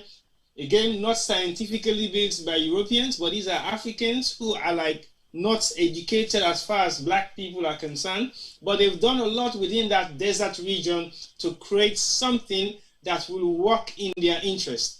Now let's look at the development that we should have been taking into consideration. In Sierra Leone, for example, we were saying spiritually we don't have medicine, we don't have a lot that we can use to our advantage when it comes to technology or improvement. But imagine the amount of resources that we have in Sierra Leone and the amount of knowledge that we think we don't have. Let's take it back to the villages, how people were making boats. Yusuf Jallo can testify to that. There is a river crossing in Kamakuye, and the means of that crossing from one point of the land to the other end of the island is just with canals and empty drums and planks. I mean, there's a lot of chemistry into that, balancing that particular element with cars on top of it. So we have to look at the chemistry and the physics in terms of what we do. We talk about medicines. Again, we want to make the quick fix. Africans are not lazy, but they want things to be done just like that. With the click of their finger, it is finished. Let's move on. No, we don't have the patience to go into the things that we know that are traditionally, so we can bring them into the modern structure. For example, we've had Bangba in Sierra Leone for how many years? How many people have drank Bangba and will never get malaria, for example? But again, we know it's care for put them into real context. We prefer the Chinese one. Thank you. Jensen. Thank you. If we don't make Bangba, we compress them, we strip the water down, and then we condense that water into some kind of solid and make a tablet. So you have an actual dose. But we don't think wisely so that we can develop what we have, which is what the Chinese... Well, it's not we don't think wisely. Like you said, we like quick fix. Yeah. And the quick fix, now they make we need to think wisely, because we want to get things done easily and then we move on with another thing without even completing what we don't start with first and get them done properly. So we problem what we get now because we need to take that extra time. Now make we always feel say with small pathway. Oh, then get patient. Then they take that extra time for look at the details of that particular thing so they know exactly what thing it is. And if you watch, they are living their own continent. Then we go Africa for go study what thing we know they take for granted. Let me just ask you a simple question to verify that, sir. Okay. Do you know why Elon Musk called his car Tesla? No, I don't even know who Elon Musk is. Because Elon Musk is a South African fellow who started to popularize this electric car. Right. The principle Elon Musk is using was researched years ago by a Mid-East European called Nikola Tesla. That's why he's calling the car Tesla. Few people know it. Doctor, you mentioned something about Sango. Sango? Yes. What Tesla discovered was what you people had discovered and deified it as Sango. That's what Elon Musk is using. And you know what's interesting? The Nicholas Tesla died poor. Yeah, like, in New York. Totally poor. After he had done all his experiments, yes, and left the records. Yes, he was like, and what happened was his competitors literally undermined him as well, yeah, and made sure that the funding they went ahead with that electricity something. Yes, but he was the man who discovered it. Yes, because he was now looking at electricity to supply that would everybody will access for free. Yeah, for free, and that would not go down very well with then the business world said, no, Edison, this is not how we want it, my friend. How we want it. So we starve you of cash. Yep. And so that, but I think the point there again is just that you see, we are coming with the same point that in Africa there has been lots and lots of conditions that we should have experimented on. Areas that are riverine, where there is swamp, there is more thunder and lightning. We have never had time to sit down and examine how we can harness this to produce electricity. Instead, we'll wait for people to come and give us 270 million to have a diesel generator that will be defunct in 10 years' time. Or we go to the juju man or the pastor to go and help us and pray. The juju man can become useful if we go back to our roots, because I know, like you said, there were times when people did medical operation with leaves in Sierra Leone. They cannot do it today. That is what takes me now when I go to the village and I go wash my body with those leaves. Suddenly, I'm coming. Wait, I'm coming. Wait, to finish. Wait. I know. No, he's gonna finish. No, he's gonna finish. No, I'm coming. No, it's important. This is important here because what we're talking about here in terms of going back, the education now that I have developed, what I have learned, I've now learned how to appreciate those things that our elders had. So now when I use them with an elevated state of knowledge and appreciation. Though our people might begin to think, hey, Yusuf, now juju na they go put last mami. I now know it is not about juju and last mami. It's not about harming nobody. I just understand that I need to balance my system. And that's all it is. And today, you and I know that the Western world is running to go to the Eastern world to go and look at what the sages are doing there. Yeah. Who was John the Baptist? John the Baptist was exactly those sages that we find in India with the locks, not wearing much. Why? Because he was a man who did not want to carry. Yes, he did not want to carry a lot of what we might call material burden. So he was sharp in his spirituality. He knew he could see far beyond what many could see because he had less material stuff to carry. The Bible describes him as eating wild honey or locusts and so on, and wear just little animal skin. When you go back to India, you will find those people in those areas living in a similar way with much less, and their spiritual mindset is sharp. Those people in those days shared a lot of this kind of spirituality and understanding. John the Baptist was no different. But when we use the word John the Baptist, we think very much, many of us, even of a suit and a tie, and the name John does not even kind of apply. So what I'm trying to say is that when we're looking at our culture, when we begin to look at it for really what it is, we'll find wisdom that Bible does not deny, nor does Quran deny. We'll find that there's a lot of harmony in it. So me going to my uncles to say, wash my body down, it's not what you might be thinking, to say, hey, am I going to play juju? No, I'm just taking care of my health. And I think everybody has a responsibility to take care of your own health. It is divine principle that you take care of your health. Please, T-Boy. Okay. You see, what you have just said is something that I think I want to just touch on a little bit, because what you say so that is very important. But the problem we get as Africans now, because of the passing over of knowledge to our generation or generation beyond, is what I have a problem with. Because if we as Africans then at this age, we have value of what we believe in now, as in the Africa we all alone see, this is the Africa we want, and we are happy to go back. But let's not forget that we are going back, leaving our generation behind. And that doesn't mean when we go back to Africa, we will change the concept with it. No, we are not, because we are just going to adapt and fit ourselves into what we not don't believe say now the Africa for we. What about our generation? So that we generation we don't like a kind of abandon them. No, they're like we lost soul. No, sir. Well, no, the reason why they say we you know why I say no, sir? Mm-hmm.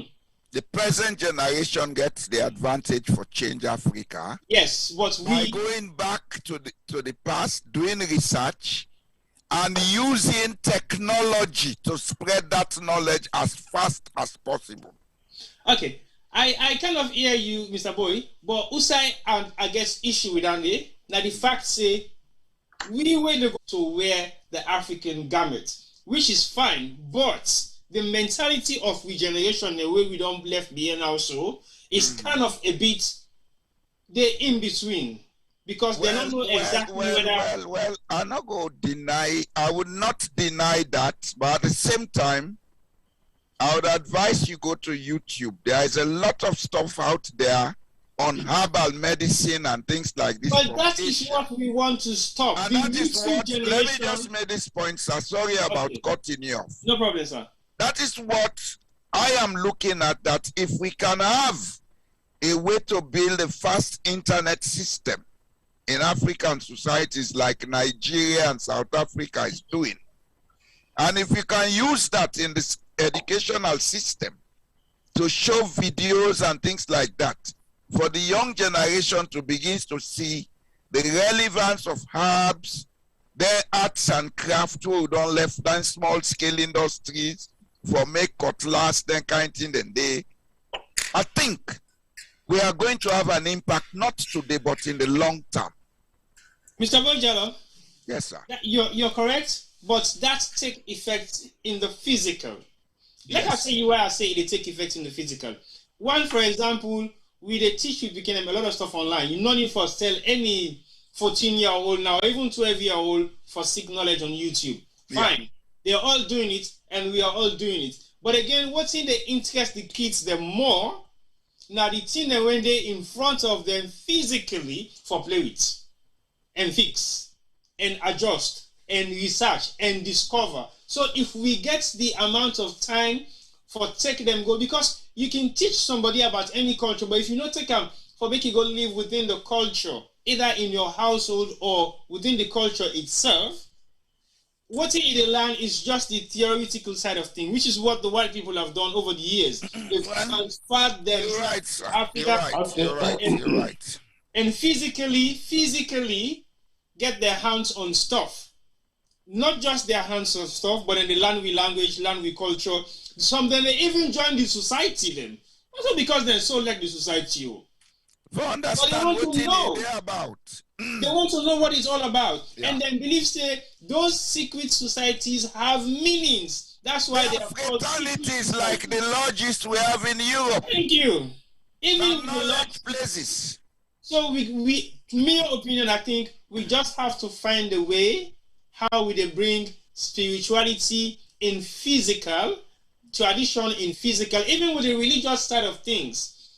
There are religions in different parts of the world. Like I said earlier on, Pastor Paulo make a highlight for make I understand, say, not so that kind of pastor where they believe in the going to a pilgrimage. I was quite shocked, but again, if we not been on this discussion, I wouldn't have known.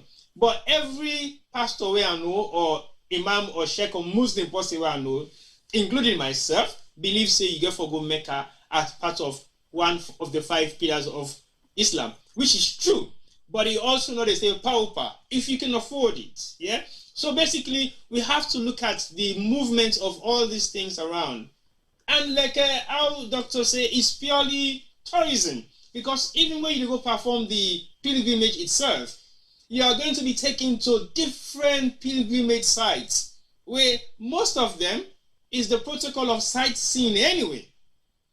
And what's in they make you come back and say you have been cleansed. You can still be cleansed within your own household, within your room, within your defined area, and start a new life. But taking the journey, I'm not going to know the significance. Becoming a Muslim, I go say yes, it is right to do it if you have the money, if you can afford it, but it is not compulsory. The love of human beings, sharing it between human beings, and make sure say you're able to do the good gesture we got to make you for, I think is the best religion when we believe say will work for each and every one of us. But in terms of the traditional aspects and the spiritual side of things, we as Africans, we therefore take very strongly, because when we lack that with spiritual presence in they make we feel like for say we have failed. And no human being is capable of failing except you accept say yes, you don't fail because you don't believe in taking the next step going forward. We have emptiness. Africans are not lazy. I can guarantee you say we are not lazy people at all. Because when you think about this country being built to what it is today, is the force of Africans. So people if we have done it, not survive here. If we have done it. Okay.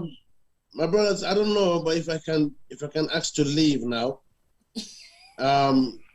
I'm still at work. Yeah, Pastor Paul, I know because I was gonna be coming down to wrap it all up. But if you do have to leave, of course I can understand. But before you leave, please, I'd like you just to give your own final say, please. Then I'm gonna wrap up. I've learned a lot. You know, I've not come here tonight to argue. I've not come here tonight to, you know, to be bashing people. But I've come, as I said, I've come here to learn. And I've learned a lot. You know, sometimes it's good to hear something from a different perspective. And that's the whole purpose of this discussion today. It's not a debate, it's not an argument. I mean, you know, some people, they cannot hold a discussion. If they come here, they want to argue, they want to put their point. No, you have to listen to other people. You have to listen to them, what they're saying. I have to listen to all these people, to my landed friends, and even to you, Mr. Jallo, Yusufu. I've learned a lot. You know, I have not come here to tell you that I'm right and you were wrong, but I have learned a lot, and it's been a blessing. Thank you very much for having me, and I hope that next time you can invite me as well, because I definitely like it's so funny, and you know, especially with the older men, the men of wisdom. I want to say, Yusuf will connect us, then I'll send you some books. That's right. Pastor Cole, I did give pastor name today because I know the only pastor book for you. It's true. Sometimes it's good to listen to people.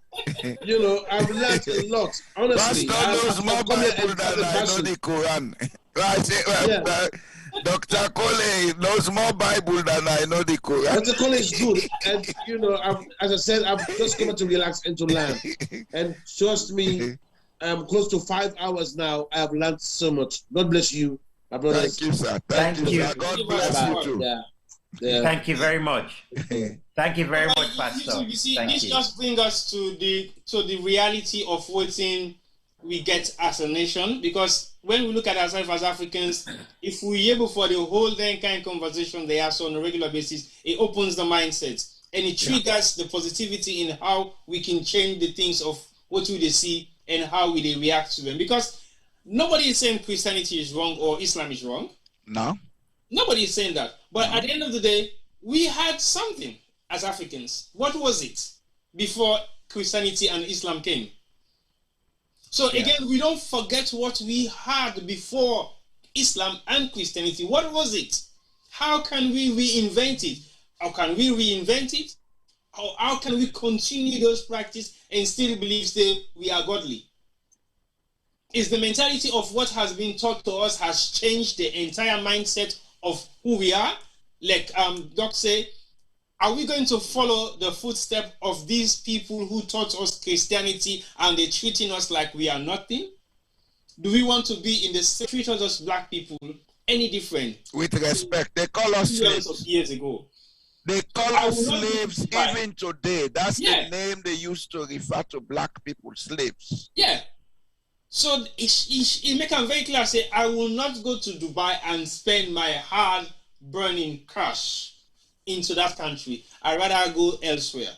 So these are some of the things that we have to think about. And that is fact. Again, Dubai is becoming the new paradise because they're selling something. Somebody put it online the other day. I was looking at somebody saying, Africans go to Dubai now than they used to go to Kenya. Can you imagine that? And there is a Dubai in West Africa that we are failing to develop, Sierra Leone. Sierra Leone has everything that it takes to be a Dubai. True. Yes. True. We have the only natural harbor in Africa. We have a small manageable population. True. We are 8 hours from every major city in the Atlantic by air. 14 days from every major port in the Atlantic by sea. And we are, look at us. It's good we are having these programs to be discussing our beliefs and our perceptions. When we change that, Africa will change. That's the magic, it's the bottom line. It's not that what we have is wrong. It's our belief in what we have and the way we perceive what we have that is holding us back. Yeah. Yeah. I want to bring in one last person that has also been listening very, very quietly. to My this whole Gentonian brother, let him come and talk. On the western side of Freetown. Now, so Baba Femi, please come on, and then after that, I'm going to be wrapping up the evening for us now. Baba Femi. I see Doc is tired now. He wants to take a rest. Yes. Hello. I don't enjoy the program today. You know, I want to sing, but you know, I'll save the sing for later. Okay. Yeah, so thank you guys. I've literally, as Pastor said, I have learned so much. I've learned that somebody bad past Satan or somebody big past Satan we actually put a politician them. I mean, I can't believe I heard that today, but you know, it's been very educative. As a Christian, you know, when we talk about the history of religion or the history of Christianity, yes, it does have an effect on me. You know, growing up in Italy, in Rome, precisely, I went to Catholic school. So I was taught as a Catholic, although I was a Methodist. And I remember questioning one day when all the Catholic kids were taken in to give confession. They were taken out of class, and we had to stay in class and learn. Obviously, all the kids went to confession because they didn't want to stay in class. And I thought that was not cool, because they had time to go and play and do whatever they wanted to do, and I had to stay in class. And I asked a question, and I felt as if they discriminated against me just because I wasn't Catholic. So there was about 3 of us in the school who didn't partake in most of the things that they did under their religion. You know, I came to England. Well, I went to Sierra Leone first, but then I came to England as a teenager, and I went to school in England. And I remember going to Church of England, and the priest preached and spoke about how they conquered the world. The British Empire conquered the world with, you know, the St. George's flag. And by then I'd started asking a lot of questions. And I went to, you know, a Pentecostal church, and the preacher stated that, you know, he had the power to dream of somebody in Africa. I can't remember what country, some country in West Africa, that he would do something to somebody overnight in his dream, and the person will wake up or will not wake up the next morning.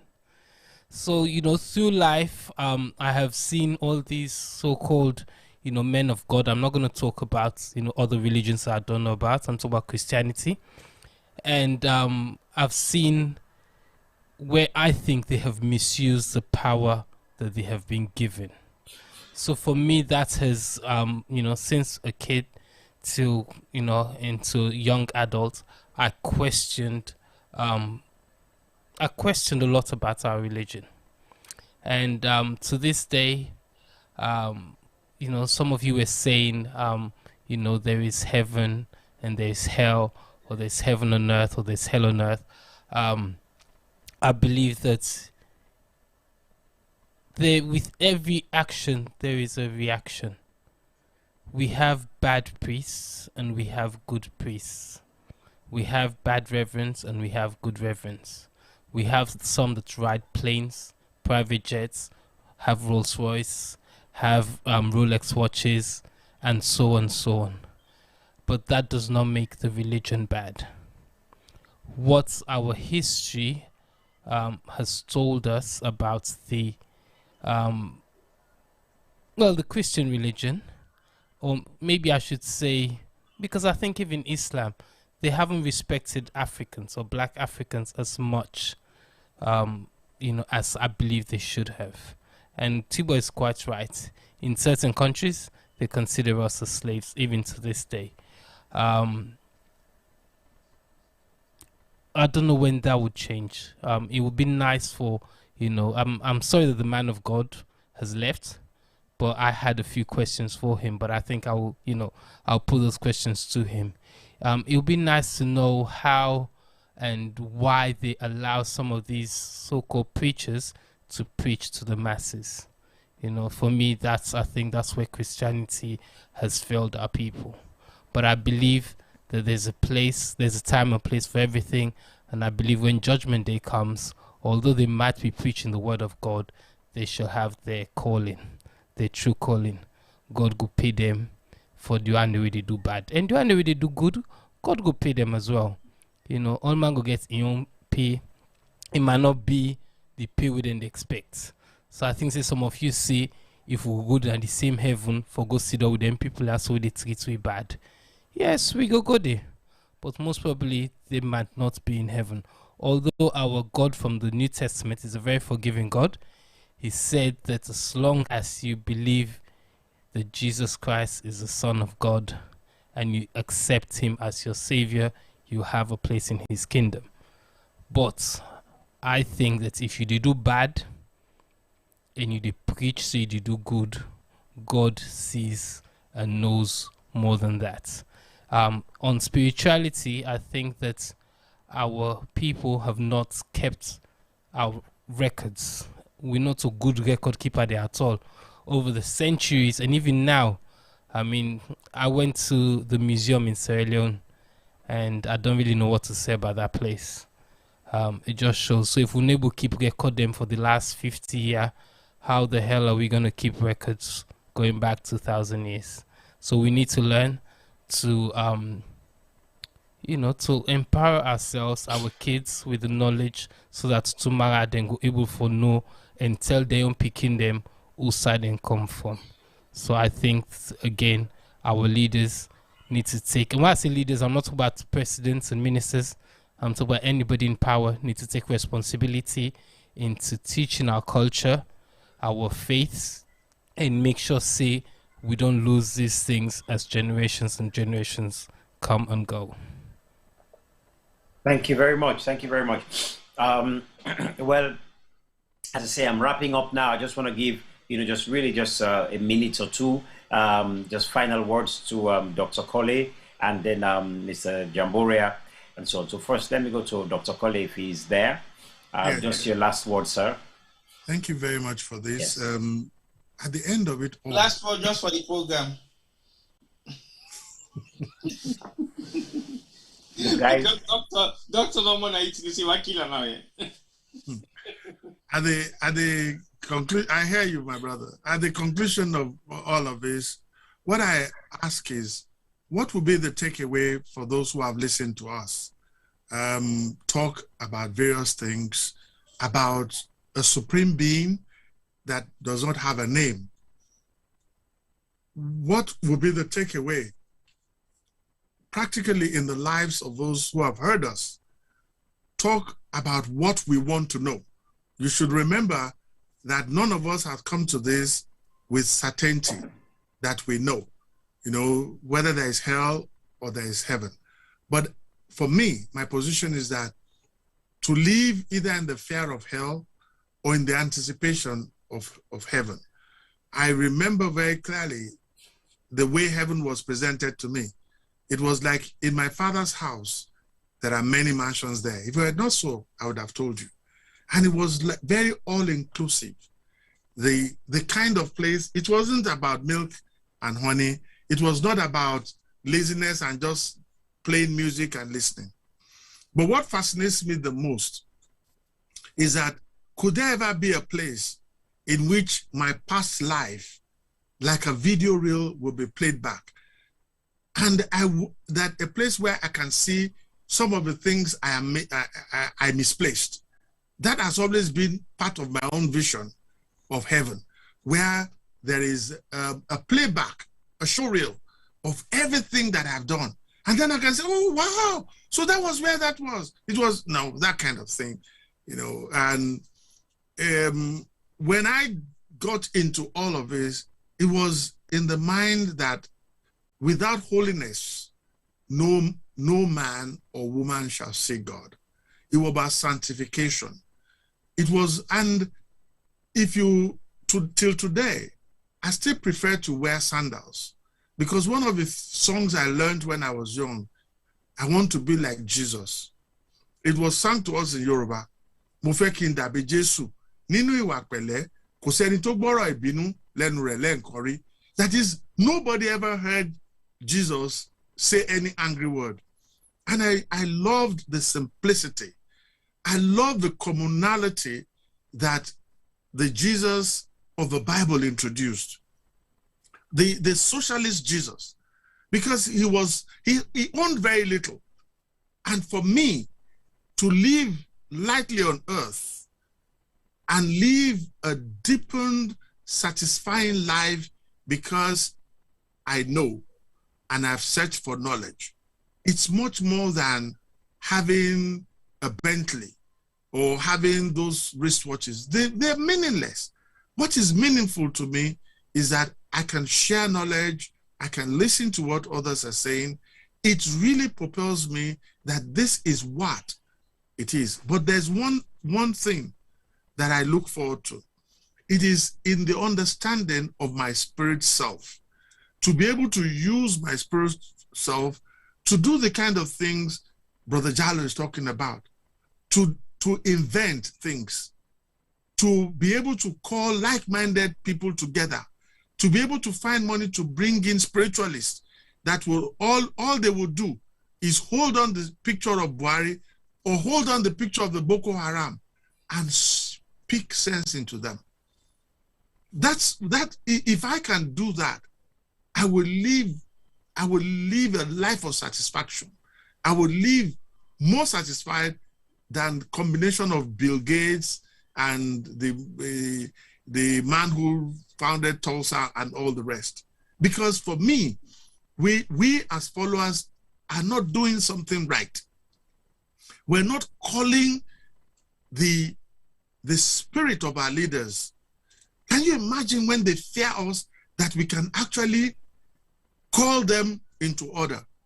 But they don't fear us because they know that we all want to be like them. Every thief caught on the African continent, there are 150,000 thieves waiting to have an opportunity to steal. But I feel that in terms of social justice, the kind of spirituality that we practice would affect our sense of social justice. It would affect the kind of politics we have. It would affect our economics, and beyond all of that, the environment. It is true that the Bible says, go ye into the world and subdue the earth. But that subdue was a fracture in translation. It doesn't really mean to subdue it like masters. It says we should care for it. And the very moment when ecology and theology begin to marry, and we take responsibility for the earth and live as if we're going to hand it over to those coming behind. This is the essence for me of all of this talk about God, about heaven, about hell, and about every other thing. Thank you very much for giving me the opportunity. Asante. Asante, thank you so much, Dr. Kole. You've really, summed it up so very well. Thank you. King Mufasa, no, not King Mufasa. Mr. Mohammed Jamboria, your own few words, please, before we go. Please unmute. Please unmute. The professor is taking the words from my mouth today. And I see a lot of similarities and commonalities between me and him, the way we think. The essence of having these programs, the relevance of us discussing this, is for us to examine where we have gone wrong, our generation, and try to redirect the young generation into taking more interest and putting more time into finding their souls. The issue of wanting to make money, we can all make money. The development of a people is not about how much effort you make. God bless you.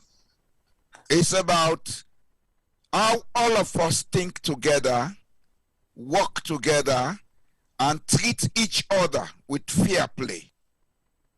I have always said in my private discussion with people that my country, Sierra Leone, we can make it into a place bigger than Dubai, where the least paid man will be earning $2,500 per month.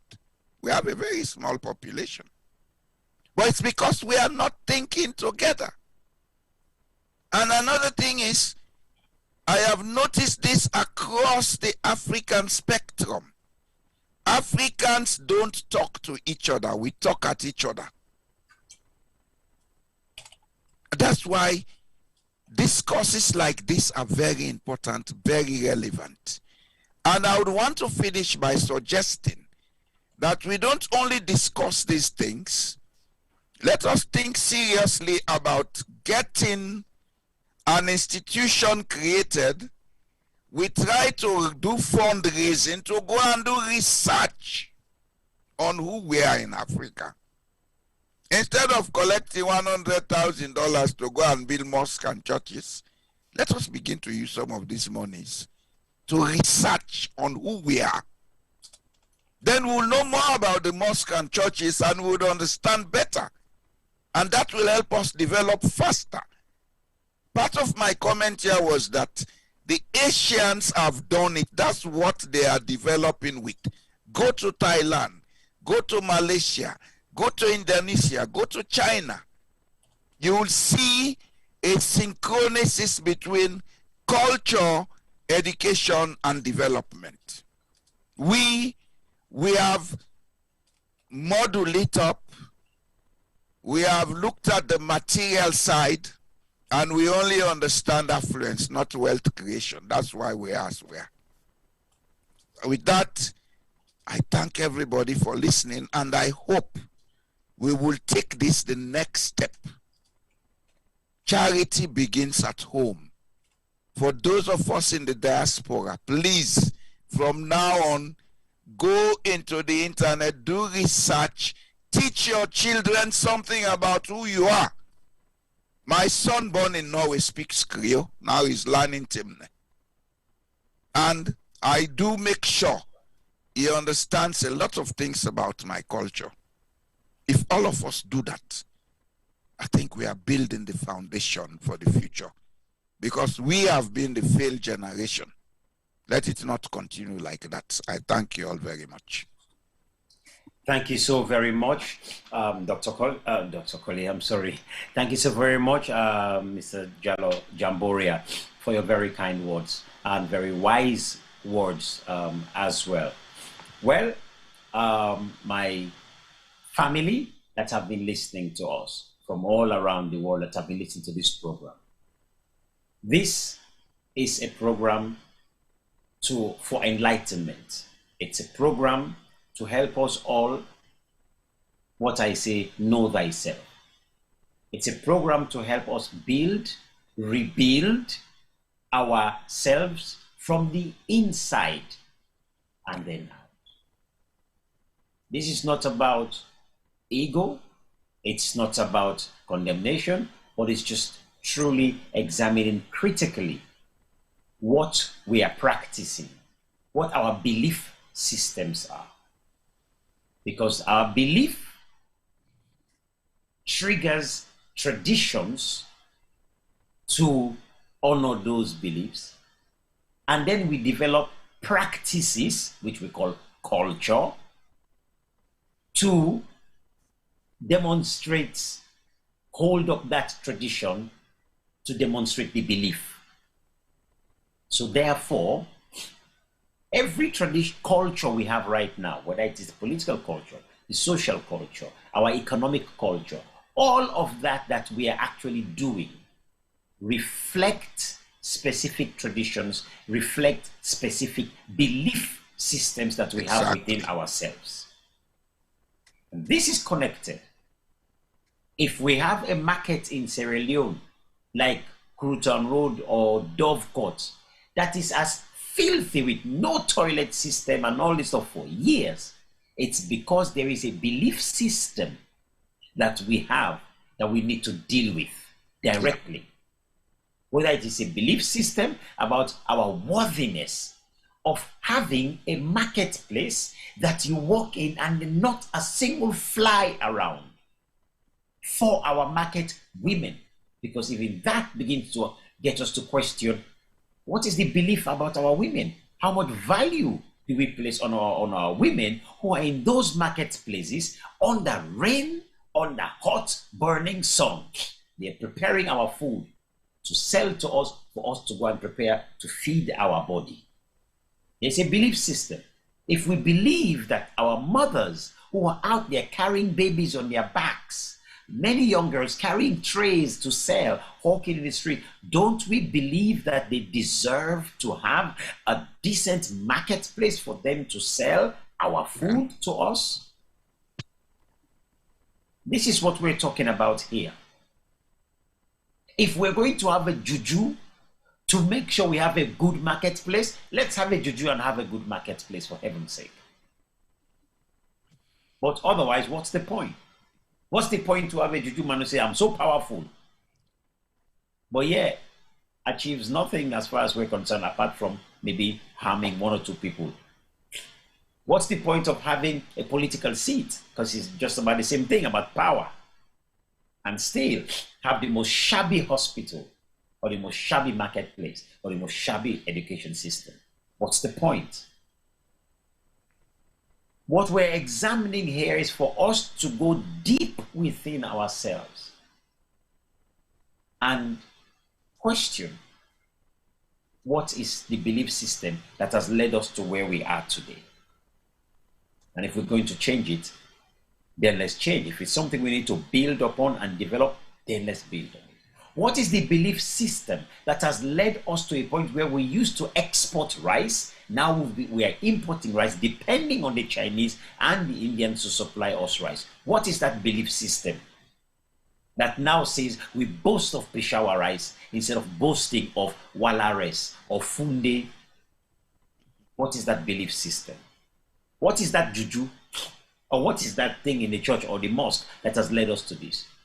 Why is it that when we go to Mecca or so on, when we come back, we come with all the oils? If we go to Rome or Jerusalem, we come back with their oil. This is holy oil, holy water, holy this. We come and we've spent thousands of dollars. But yet we come back home to broken houses in the villages and we wear the turban to say, I'm now an Alhaji, I'm now an Imam, I'm now a Alhaja, and we come and food even to eat, many of our children don't have. In fact, some of our Alhaji or Alhajas get rice contracts to order rice, and they sometimes the most diabolically corrupt bunch of people. And the pastors is many of them the same thing again. What kind of belief system is this?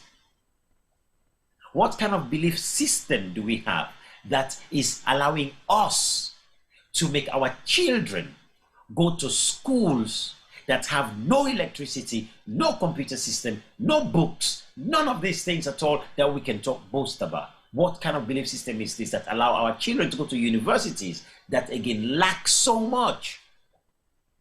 What is it? This is why we're having programs like this.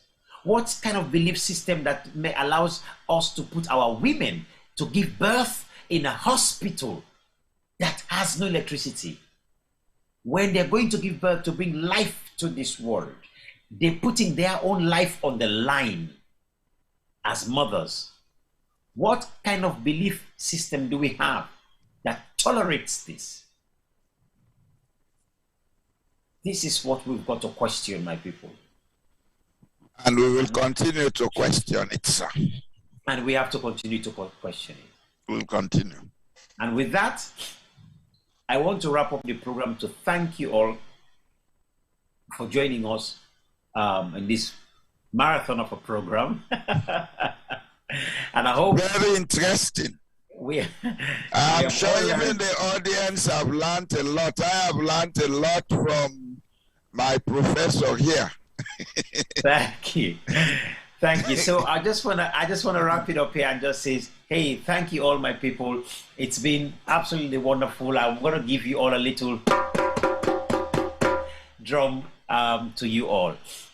In the next 2 weeks, I'll be back to discuss the other program. I'm not going to tell you yet what that program is going to be, but I promise you it's going to be a fantastic program. Stay tuned with Sierra Gem Media. In my view, it's the premier media online right now. And I am Yusufu Jallo, and this is the Culture Show. Kapusens, no Kapu word. Have a good night, everybody. Bless you all.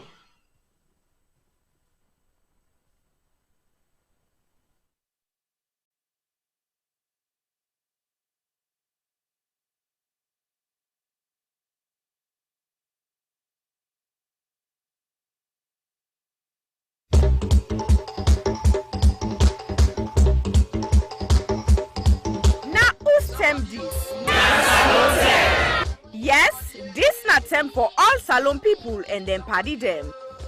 Sierra Gem Media will be bringing you a variety of programs ranging from documentaries to discussions, interviews, news, views, sports, and entertainment.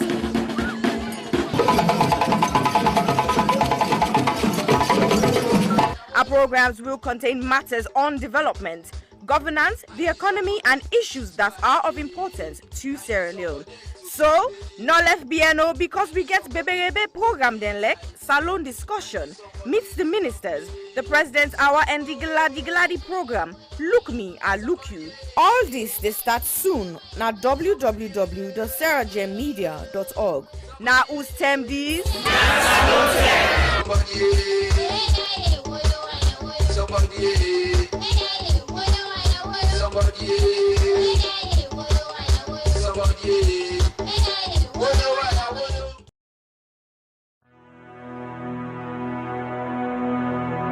The total population of Sierra Leone in 2019 was stated approximately at 7.8 million.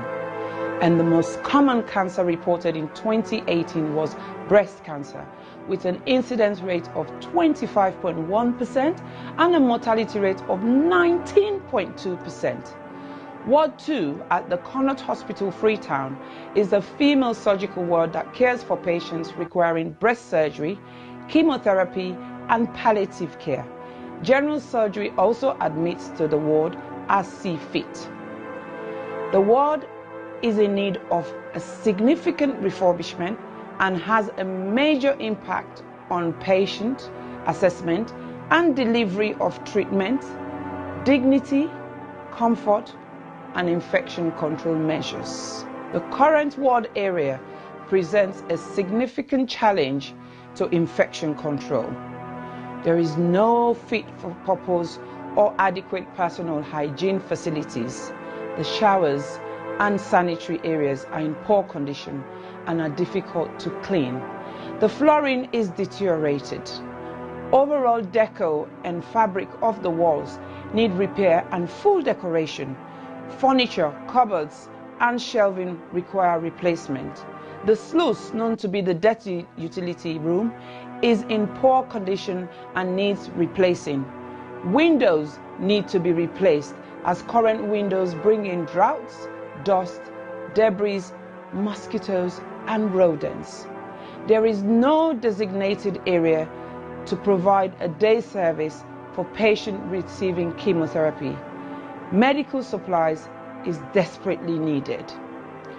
Therefore, we need a total amount of £15,000, which is equivalent to 195 million leones, for this project. This project will focus on women diagnosed with breast cancer and other non-malignant breast abnormalities requiring one or more of the treatment modalities that are currently available.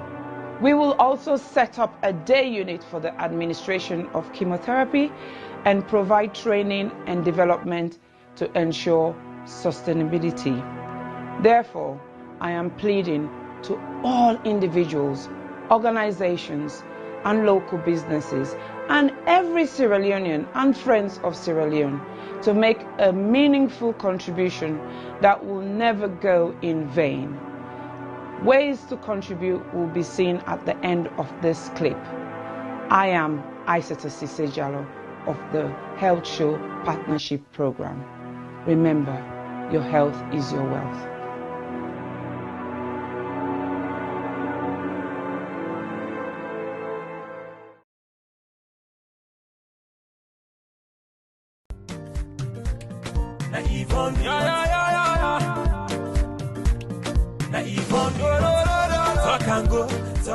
Nina Yvonne Akisoya, and 11th May 2021 make me 3 years where I don't day in office.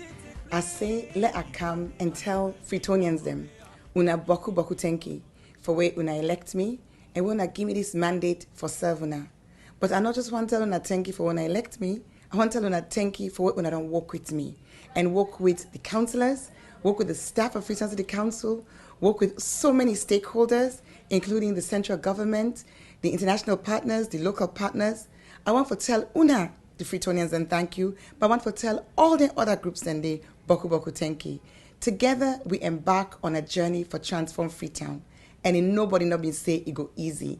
We published the plan in January 2019, and then in January 2020, we published the first year report, and then in January 2021, we don't publish the 2-year report. Inside the reports and day, you go able for read in much more detail, waiting we don't achieve. But family them, I still I just share today some of the things that really make me heart gladdy pan this walk here. One thing we're really glad about, now the wastewater treatment plant where we don't build na King Tom. This is not the first time ever in the history of Salone for let we get the thing we come on the toilet.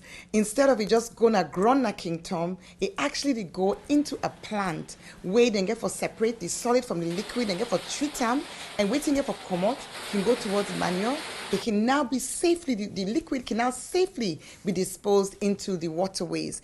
Another practical thing we are so glad for. Now this urban farming project, we bring over 300, in fact we start with 300, now we add another 200 women them. We now at them backyard them and in community level, particularly in the private communities. And you can create this, where you give, the okra they come up, they will plant them. The women they do farming projects where go benefit them picking them for get more nutritious food, but it go also help them for get small thing at the hand as they sell them in the market. And then their nursery school. Famble then go no say we been don't open the one at Congo Water Market for make vulnerable women them and then young picking it under the age of 5 get free quality preschool care. And now we dip and build the second one. We do refurbishment upstairs in the Cruton Road Market, and that facility will be open and available to women and men traders inside Cruton Road Market. Tricycles. Well then tricycle and they not only then they help for keep we city clean, they also they create employment. We don't create so far over 1,200 jobs with young people then where they go and collect dirty in the streets. And now we get 90 more where they come on stream. So I'm so happy because it increased the capacity for collect dirty. At the same time, it increased the number of people them, young people that we get work. Let not talk and not talk about the transfer station when I did the dirty then they go. So we don't get 4 additional ones, including the one at Lumley, the one at Approved School, the one at Shell, and the one at Allentown. Bele Uman them. Then they all over the community. That journey for going to PCMH, it can challenge Boko of them. So we work for upgrade 5 of we PHUs them for make them be monk, side with side Bele Uman, they able for born. Freetown people, them boku people that know say dog na challenge na this city. And so we don't start a program for sterilize, vaccinate the dogs them so that we go get control over dogs and where the ambog motaman, but where the ambog themselves. We go make we city healthier and it go reduce the risk for let people then get us sick with and call rabies. I don't share small about waiting we don't do. And over these 3 years, but I just touch the Tinem Boku. I go say, anybody want for no more, also go now with Facebook page. We get Freetown City Council Facebook page. We also get Yvonne Akisoya, Mayor of Freetown. You go able for follow we. Let we continue for work together with all we stakeholders for let collectively we transform Freetown. Una, thank you and God bless you. Na Yvonne, Na Yvonne, talk and go, talk and come. Hill Valley Academy is a school that provides the very best opportunities for our students to develop, grow, and mature into young adults who are encouraged to become patriots as well as global citizens.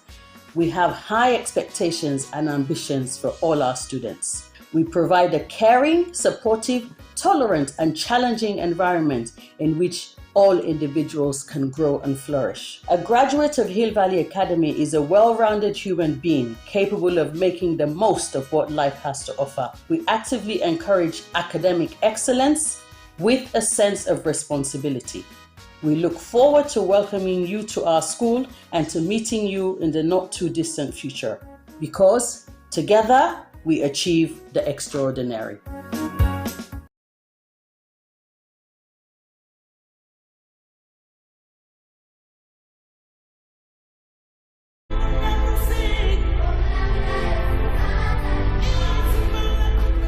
When I was young, a lot of things were different. Unfortunately, most of the differences seen now are heartbreaking and are not good at all. Before now, men were strong protectors of the weak, fathers, brothers, lovers, sons. Their mere presence guaranteed the safety of women and children. But what do we do now? Men harassing and raping women. Men sexually abuse little girls. Men battering and killing their wives.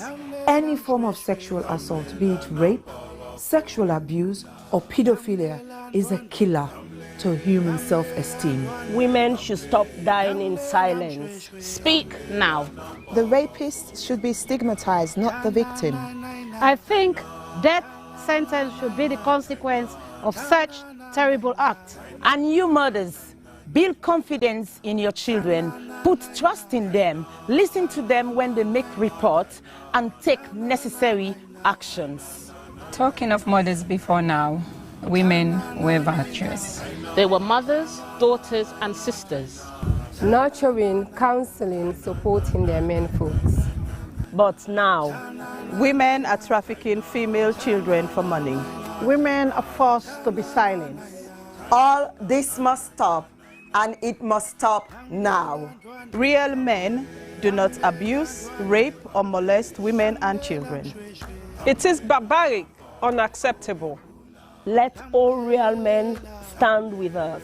Together, let's say an emphatic no to rape, sexual abuse, pedophilia, and domestic violence.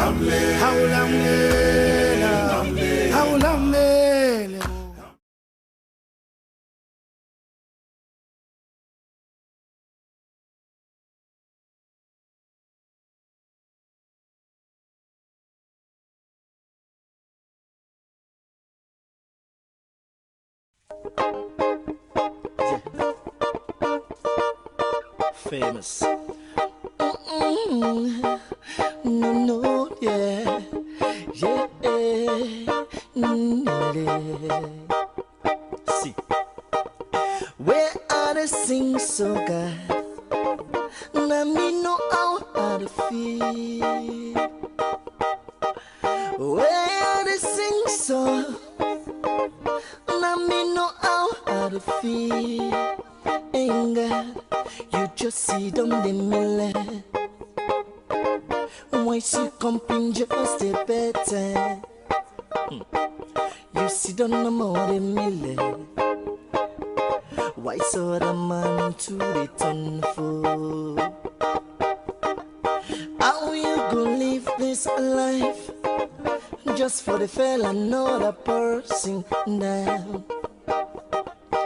how you go live this life. Just for the felly you brought them in down anger. Yeah, lily, lily, yeah, yeah, lily, lily, yeah, lily. See, yeah, lily. Oh God, this thinking make I wonder why me no for carry gold.